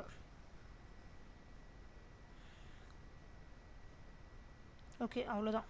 இது வரைக்கும் போதும். And then next important concept பார்த்தீங்கன்னா, ஓகே இது பார்க்கலாம். Repayment of deposit accepted before the commencement of this act, section 74. section 74 subsection 1. இது என்ன சொல்கிறாங்க பார்த்தீங்கன்னா, இப்போ நம்மளுக்கு இருக்கிற ப்ரெசென்ட் கம்பெனிஸ் ஆக்ட் 2013. ஒருவேளை 2013க்கு முன்னாடி இருந்த கம்பெனிஸ் ஆக்ட் என்ன 1956. 1956 பிரகாரம் நீங்கள் அக்செப்டன்ஸ் ஆஃப் டெபாசிட் பண்ணியிருப்பீங்க. நீங்கள் வந்து இன்னும் அதை ரீபே பண்ணி முடிக்கல. இப்போது கம்பெனிஸ் ஆக்ட் 2013 வந்துருச்சு. அப்போது என்ன பண்ணணும்னு சொல்கிறாங்க. ஓகேவா? Any deposit accepted by the company before the commencement of this act, the amount of that deposit or part, நீங்கள் எவ்வளோ டெபாசிட் ரீபே பண்ணுவோம், இல்லை அது பாதி கொடுத்துட்டீங்க பாதி கொடுக்கணுன்னா, இன்ட்ரெஸ்ட் ஏதாவது கொடுக்கணும் அப்படின்னா ரிமைன்ஸ் அன்பெய்ட், இன்னும் பே பண்ணாமல் வச்சுருக்கீங்க. இந்த கமென்ஸ்மெண்ட் ஆனதுக்கப்புறம் என்ன பண்ணணுன்னா ஃபைல் பண்ணணும். இந்த மாதிரி யாருக்கு 3 monthsக்குள்ளே ஃபைல் பண்ணணும். இந்த 2013 ஆக்ட் வந்ததுக்கப்புறம் இந்த ஆக்டில் இருக்க ப்ரொவிஷன்ஸை பார்த்துட்டு வித்தின் 3 months வந்து நீங்கள் ஆர்ஓசிக்கு ஃபைல் பண்ணணும்.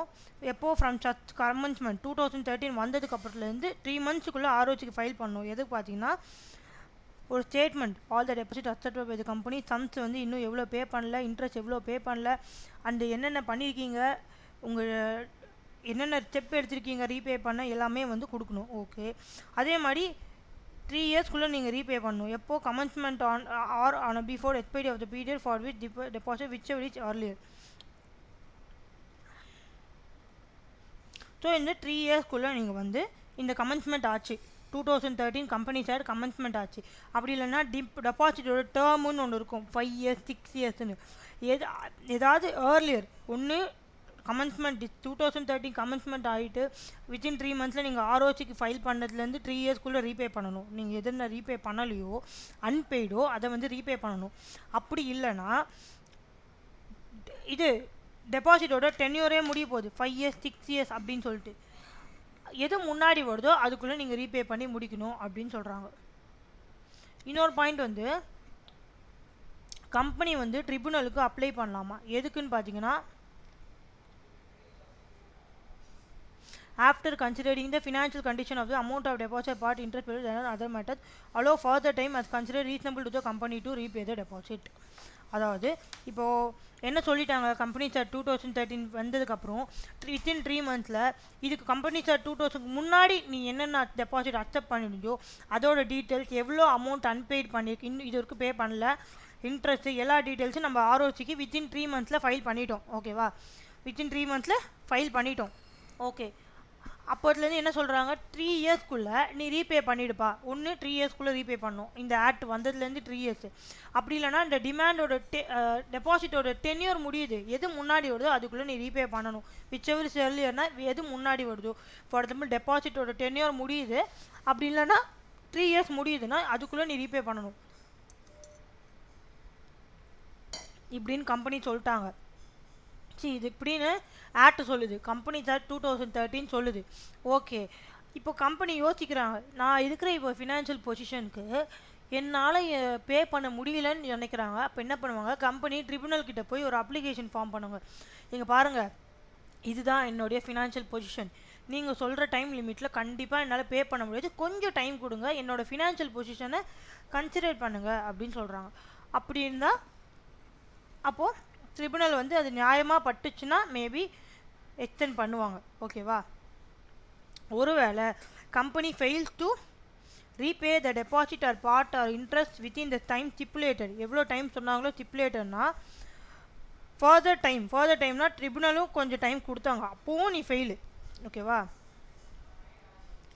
அப்போவும் நீ வந்து ஃபர்தர் டைம்னா அந்த 3 இயர்ஸ்க்கு அப்புறம் சரி உன்னோட ஃபினான்ஷியல் பொசிஷனை கன்சிடர் பண்ணி ட்ரிபுனல் இன்னும் ஒரு 1 இயர் தராங்க உனக்கு டைமு. அதுக்கப்புறமும் நீ ரீபே பண்ணலை அப்படின்னா தென் பனிஷ்மெண்ட் வருது. பனிஷ்மெண்ட் வந்து கம்பெனிக்கு ஃபைன் மட்டும்தான், which are not be less than 1 crore rupees தான். ஓகேவா? Which may extend to 10 crore. So 1 crore to 10 crore. அதே மாதிரி எவ்ரி ஆஃபீஸருக்கு பார்த்தீங்கன்னா ஜெயில் பார்த்தீங்கன்னா 7 இயர்ஸு. அண்ட் தென் ஃபைன் பார்த்தீங்கன்னா 25 lakh to 2 crore.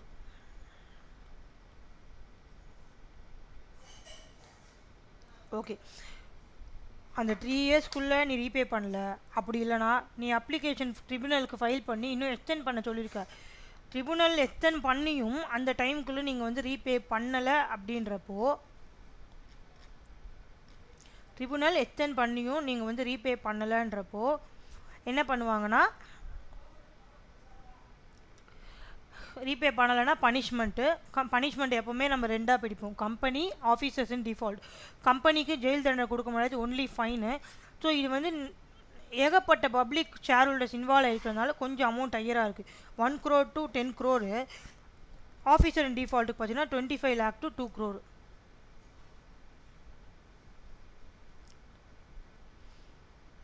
Okay, next topic.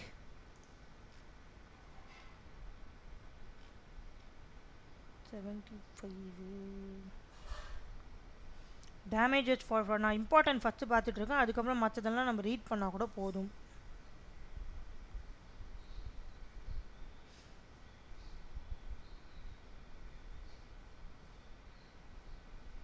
So 75 damages for fraud.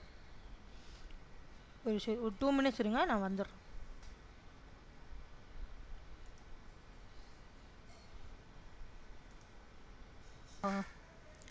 Section 75 damages for fraud. ஓகேவா?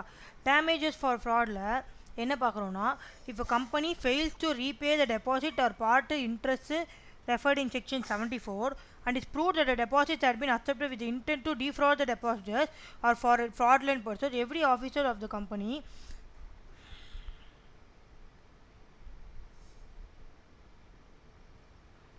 Okay, இதுவும் ஒரு டைப் ஆஃப் பனிஷ்மெண்ட். டேமேஜஸுக்கு for ஃப்ராடுன்றதும் ஒரு டைப் ஆஃப் பனிஷ்மெண்ட். இது என்னென்னா, அவங்களோட intention to accept deposit from the பப்ளிக்கே பார்த்தீங்கன்னா ஃப்ராட் பண்ணுறதுக்குன்னா, டீஃப்ராட்னா ஏமாத்துறதுக்கு, ஷேர் ஹோல்டர்ஸ் மெம்பர்ஸ் பப்ளிக்கை ஏமாத்துறதுக்கு அப்படியே டீலில் விட்டுறாங்க. டெபாசிட் அவங்க இன்டென்ஷனாக பண்ணுறாங்க, டிஃபால்ட்டும் பண்ணுறாங்க, பே பண்ணுறதுக்கு கம்பெனி பேவும் பண்ணலை. அண்ட் தென் அவங்க ஃப்ராடுன்னு தெரிஞ்சிருச்சுன்னு வச்சுக்கோங்க, வேணும்னே வந்து ஃபார் எக்ஸாம்பிள் கம்பெனியோட ஃபினான்ஷியல் ஸ்டேட்மெண்ட்ஸ்லாம் காட்டி தான் நம்ம வந்து அக்செப்ட் டெபாசிட்ஸு நம்ம சொல்லியிருந்தோம் இல்லையா. ரியல் சினாரியோவில் கம்பெனிக்கு ஃபினான்ஷியல் பொசிஷன் நல்லா இல்லைன்னு வச்சுக்கோங்க, ஆனால் நல்லா இருக்கிற மாதிரி ஒரு ஃபினான்ஷியல் ஸ்டேட்மெண்ட்ஸை கொடுத்து சர்க்குலர் கொடுத்து பப்ளிக்கை இழுத்து மெம்பர்ஸை இழுத்து டெபாசிட்ஸு வர வைக்கிறாங்க. இது ஃப்ராடா இல்லையா? இது ஃப்ராடு. ஓகேவா? அதாவது ஃபால்ஸான டாக்குமெண்ட்ஸு இல்லை ஃப்ராட் பண்ணுற மெம்பர்ஸை ஏமாற்றணுன்ற நோக்கத்தோடு பண்ணுறாங்க. அப்போது அவங்களுக்கு பனிஷ்மெண்ட் பார்த்திங்கன்னா என்னென்னா, without any limitation of liability. அதாவது யாரெல்லாம் இந்த ஃப்ராடில் இன்வால்வ் இருக்காங்களோ எல்லாருமே வந்து ஷேர் ஹோல்டர்ஸ்க்கு ஏற்பட்ட டெபாசிட்டர்ஸ், இதில் நம்ம யூஸ் பண்ணுற டேர்ம் வந்து டெபாசிட்டர்ஸ். ஸோ அதே மாதிரி தான் யூஸ் பண்ணணும். நான் உங்களுக்கு புரியணுன்றதுக்காக மெம்பர்ஸ் ஷேர் ஹோல்டர்ஸ் சொல்லிகிட்டு இருக்கேன். இதில் யூஸ் பண்ணுற டேர்ம் டெபாசிட்டர்ஸ்க்கு ஏற்பட்ட லாஸு டேமேஜை வந்து யாரெல்லாம் ஆஃபீஸர்ஸ் இன்வால்வ் இருக்காங்களோ அவங்க personally liable. And then limited liability கிடையாது, அன்லிமிட்டட் லைபிலிட்டி. எவ்வளோ லாஸு டேமேஜஸ் அவங்க இன்கர் ஆனாங்களோ அவ்வளோ லாஸ் அண்ட் டேமேஜஸ் யாரெல்லாம் இந்த ஃப்ராடில் இன்வால்வ் இருக்காங்களோ, ஆஃபீஸர்ஸ் இன்வால்வ் இருக்காங்களோ அவங்கெல்லாம் இவங்களுக்கு சரி கட்டணும்.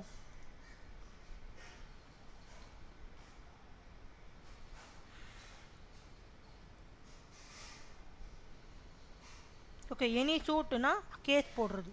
Suit is nothing but case போட்டு யாரெல்லாம் கேஸ் போடலாம், any person, group of person or association மாதிரி ஃபார்ம் பண்ணி யாரெல்லாம் இதெல்லாம் பாதிக்கப்பட்டிருக்காங்களோ, யாரெல்லாம் வந்து இவங்க கம்பெனி ஃபெயில் டு பே டெபாசிட்னால பாதிக்கப்பட்டவங்க அவங்கெல்லாம் சேர்த்து ஒரு கேஸ் ஃபைல் பண்ணி கோர்ட்டுக்கு ஆர்டர் போட சொல்லலாம். ஒன்று எங்களை பே பண்ண சொல்லுங்கள், அண்ட் தென் எங்கள் டேமேஜஸ்க்கு அவங்கள காம்பன்சேட் பண்ண சொல்லுங்கள் அப்படின்றோம்.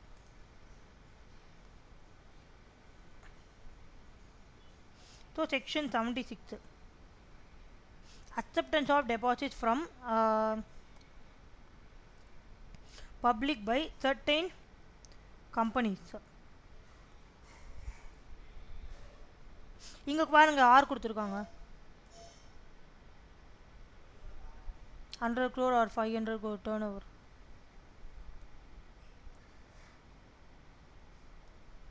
Yes ma'am. ஓகே அப்ப என்னன்னு எடுத்துக்கணும்? பெட்டர் ஆறுனே ரெண்டுக்கு ஆறுன்னு எடுத்துக்கோங்க. மேக்ஸிமம் எல்லாத்துலேயுமே ஆறு தான் இருக்கும். ஓகே ஓகேவா? இல்லையே கொடுத்துருக்காங்களே ஆறுன்னு. மேபி அது தப்பாக கொடுத்துருக்கலாம். ஓகே. மிஸ்டேக்ஸ் இருக்கும். நம்ம எஸ்எஃப்எம் புக்கெலாம் பார்த்தீங்கன்னா அவ்வளோ மிஸ்டேக்ஸ் இருக்கும். எஸ்எஃப்எம் புக்கை நம்பி படிக்கவே முடியாது. ஓகே, இப்போ ஒரு public company, eligible public company நம்ம எப்போ சொல்லுவோம்? Net worth greater than or equal to 100 crores or turn over greater than equal to 500 crores.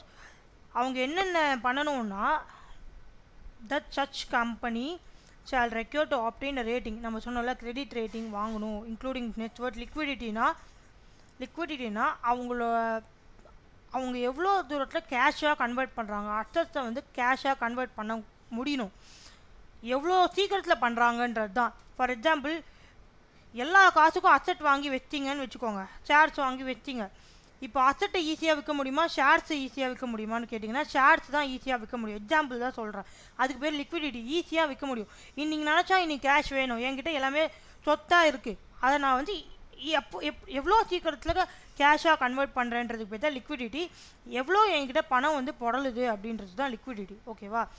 And ability to pay deposits on due date from recognised credit rating agent. நான் சொன்னல credit rating ஏஜென்சின்னு ஒருத்தர் இருப்பார். அவர்கிட்ட நம்ம ஃபினான்ஷியல் பொசிஷன்லாம் காட்டி இதுக்கு முன்னாடி வாங்கின கடன், அதுக்கு ரீபே பண்ண கடன்லாம் சொல்லிவிட்டு நம்மளோட நெட்வொர்க் எல்லா டீட்டெயில்ஸும் கொடுத்துட்டு அவர்கிட்டருந்து ஒரு கிரெடிட் ரேட்டிங் வாங்கி வச்சுக்கணும். ஓகேவா? எதுக்கு? பப்ளிக்கு இன்ஃபார்ம் பண்ணுறதுக்கு. இந்த மாதிரி நான் கிரெடிட் ரேட்டிங்கும் வாங்கி வச்சிட்டேன், நாங்கள் வந்து கண்டிப்பாக ரீபே பண்ணிவிடுவோம் அப்படின்னு சொல்லிட்டு. Further provided that every company accepting secure deposits from the public shall within 30 days of such acceptance create a charge. So இதுவும் நம்ம சொல்லிடணும். செக்யூர்னா என்ன? ஒரு செக்யூரிட்டி கொடுக்குறது, ஒரு அசட்டை செக்யூரிட்டி கொடுக்குறது. அசட்டை செக்யூரிட்டினா நாளை பின்ன நம்ம பே பண்ணலைன்னா அவங்களுக்கு அந்த அசட்டை விற்று காசாக்கியிருக்க ஒரு ஹோல்டு இருக்குது, ஒரு தைரியம் இருக்குது. ஓகேவா?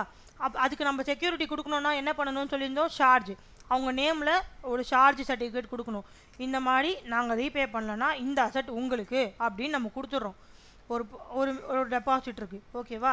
அந்த மாதிரி நீங்கள் செக்யூர் டெபாசிட் ரைஸ் பண்ணுறீங்க, பப்ளிக்கிட்டேருந்து செக்யூர்டுன்னு சொல்லி தான் ரைஸ் பண்ணுறீங்க, நாங்கள் செக்யூரிட்டி ப்ரொவைட் பண்ணுறோன்னு சொல்லி தான் ரைஸ் பண்ணுறீங்க அப்படின்னா டெபாசிட் அக்செப்ட் பண்ண 30 டேஸ்க்குள்ளே இந்த மாதிரி செக்யூரிட்டி சார்ஜ் மூலமா வந்து நீங்கள் ப்ரொவைட் பண்ணணும். Amount not less than amount of deposit accepted in the favour of in accordance with the rules. Okay, deposit amount 10 lakhs. ஓகேவா? டெபாசிட் எவ்வளோ? ஜெயராணின்றது ஒரு டெபாசிட்டர். எவ்வளோ டெபாசிட் பண்ணியிருக்காங்க? 10 lakh டெபாசிட் பண்ணியிருக்காங்க. நான் உங்களுக்கு சார்ஜ் போடுற அசட் பார்த்தீங்கன்னா 5 லட்சம் தான்.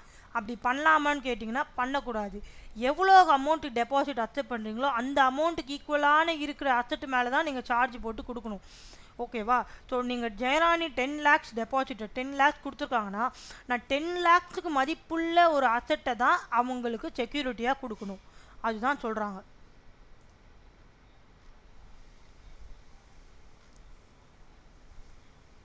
ஓகே, நம்ம எல்லா இம்பார்ட்டன்ட் சாப்டர்ஸுமே பார்த்துட்டோம். மிச்சதெல்லாம் சும்மா ரீட் பண்ணால் போதும். நீங்கள் ஒரு வாட்டி ரீட் பண்ணுங்கள், நாளைக்கு நான் கிளாஸ்லேயும் நான் சும்மா ரீட் பண்ணி காட்டுறேன். மற்றபடி இம்பார்ட்டன்ட் செக்ஷன்ஸ் எல்லாமே பார்த்துட்டோம் இன்வெஸ்ட்மெண்ட் அண்ட் லோன்ஸில். ஓகேவா? ஓகே.